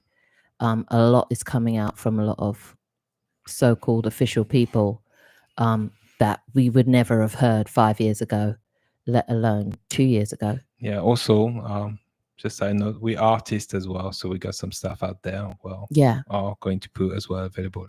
Yeah. So yeah. When that is ready, we'll let you know. Yeah. Oh yeah, and then when you basically up to now, if you want to see new stuff, we'll post it on the community post in and YouTube what we'll for do. now. Yeah. In YouTube and Or until on our otherwise. Ko-Fi channel. Or the Ko-Fi channel. Okay, I've learned to control my fears by sleeping in complete darkness and doing intensive physical exercises. The complete darkness I find help. Intense physical exercises, the way my knee is set up, I'm gonna have to pass on that one, but I can see why, I guess. But this is my thing. If it works for you and it resonates with someone else, they're gonna go and do that, and that's it. That's gonna be their key. We're all multi-sig keys people. Like everyone who's even contributing and had a comment is gonna awaken something in someone else, gonna be like, I'm gonna try that, and it's gonna work for them. So greetings to you, Jay. Hey, Jay. Okay, do we still get a live review if we have wakened and forgotten our past misjudgments? Otherwise, I would be on my knees for quite a while. Honestly, that I don't know if they give you a whole life review on each fractal, each instance, each avatar, or if you get one whole big one at the end. I have experienced someone else, a part of somebody else's life review, but that was only to see their passing, and that was for the purpose of me not experiencing grief the same way I had previously. It was when I was we weren't married just yet. I was 20, and my second school friend had passed away, and this time he'd passed away with half of his family in a vehicle accident, and I was beside myself, and I felt myself going into deep grief again, which I had previously just clawed myself out of from when I was 15 and lost my very close school friend as well. And I think my soul said, we're not going to do this again, baby girl. We're going to jump right at this. And lovingly, I just went to bed one night and I opened my eyes, or what I thought was getting up to go to the bathroom. And I was suddenly, my friend was there. And I was like, I ran to him and I hugged him. And this is before I knew what OBE was. And he was there, and I said, they were saying you were dead and I wasn't having it, because we didn't have all of the things we have nowadays. It was ages ago. Like, we didn't have, if you had to hear it from someone. And I was like, I knew it wasn't true. I knew it wasn't. He was like, oh, Shem, it's true. And then he took me into one of his rooms. It was like in a basement room. It had a massive TV in it. And he was like, sit down on the couch. I've got something to show you. And he just showed me, like, he fast forwarded this video. And I was like, is this you? And he's like, yeah. And he just showed me. And he said, no, wait till this bit. And then I'm like, what are we watching? And then he just showed me the whole scene of the accident. And he said, you see this part? And I looked away like he had me here watching a scary movie. And he said, no. You see that part here? I was already out. I didn't feel anything.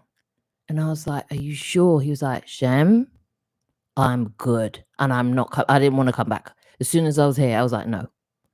I was like, okay, cool. And then we hugged. And I said, you're fine then? He was like, I'm good luck for you and whatever you're doing. I was like, okay.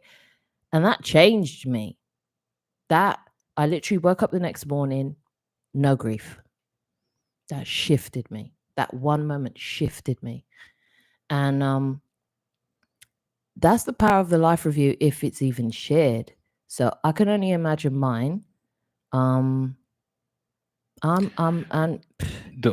there's many ways you can experience it. Also, you have to remember that your perspective right now is distorted. So when you hear these things, you've got the notion of judgment, and there's a lot of things that are, you see it through the lens of your avatar, who you are now.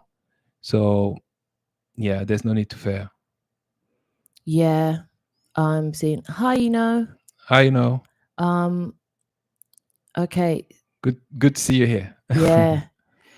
My neighbor drowned last week. Sorry to hear that. Yeah. Oh. Yeah. Oh, at sea. Yeah. Understood. Best of luck with that. Yeah. Honestly, best of luck with that. Yeah. Best of luck with that. Really. Let me see. Okay. All right, guys. Okay, I am wanting get rid of fear. to get Yeah. I'm wanting to get rid of fears. I am going home before going home. Yeah. Yeah. Yeah, you can see it like that. It's getting rid of fears. It's freeing. It's true freedom. Because why do we do everything? Usually, it's avoiding fear. Why you don't step up and be the artist you want to be, or go for the job that you want to do, or wear the clothes you want to wear, or cut your hair or not cut your hair, or do anything. Fear of judgment, fear of persecution, fear of ridicule, fear of shame, blame, guilt. Yeah. So yeah, there's many types. Yeah, it's still live. Not for long though. We're about to wrap it up in about 5 minutes. So yeah. Thanks, guys. Thanks, Thank Kim. you. Thank you, Thanks, Kim. Navi. Thanks so much. This was wonderful. Yeah. We will leave in the post when we're going to do the next one as well. Yeah, it has shifted. Yeah. We have, in as far as okay, the state of being. Yeah, scary things that I've seen in regards of unaliving people, being unalived by other people,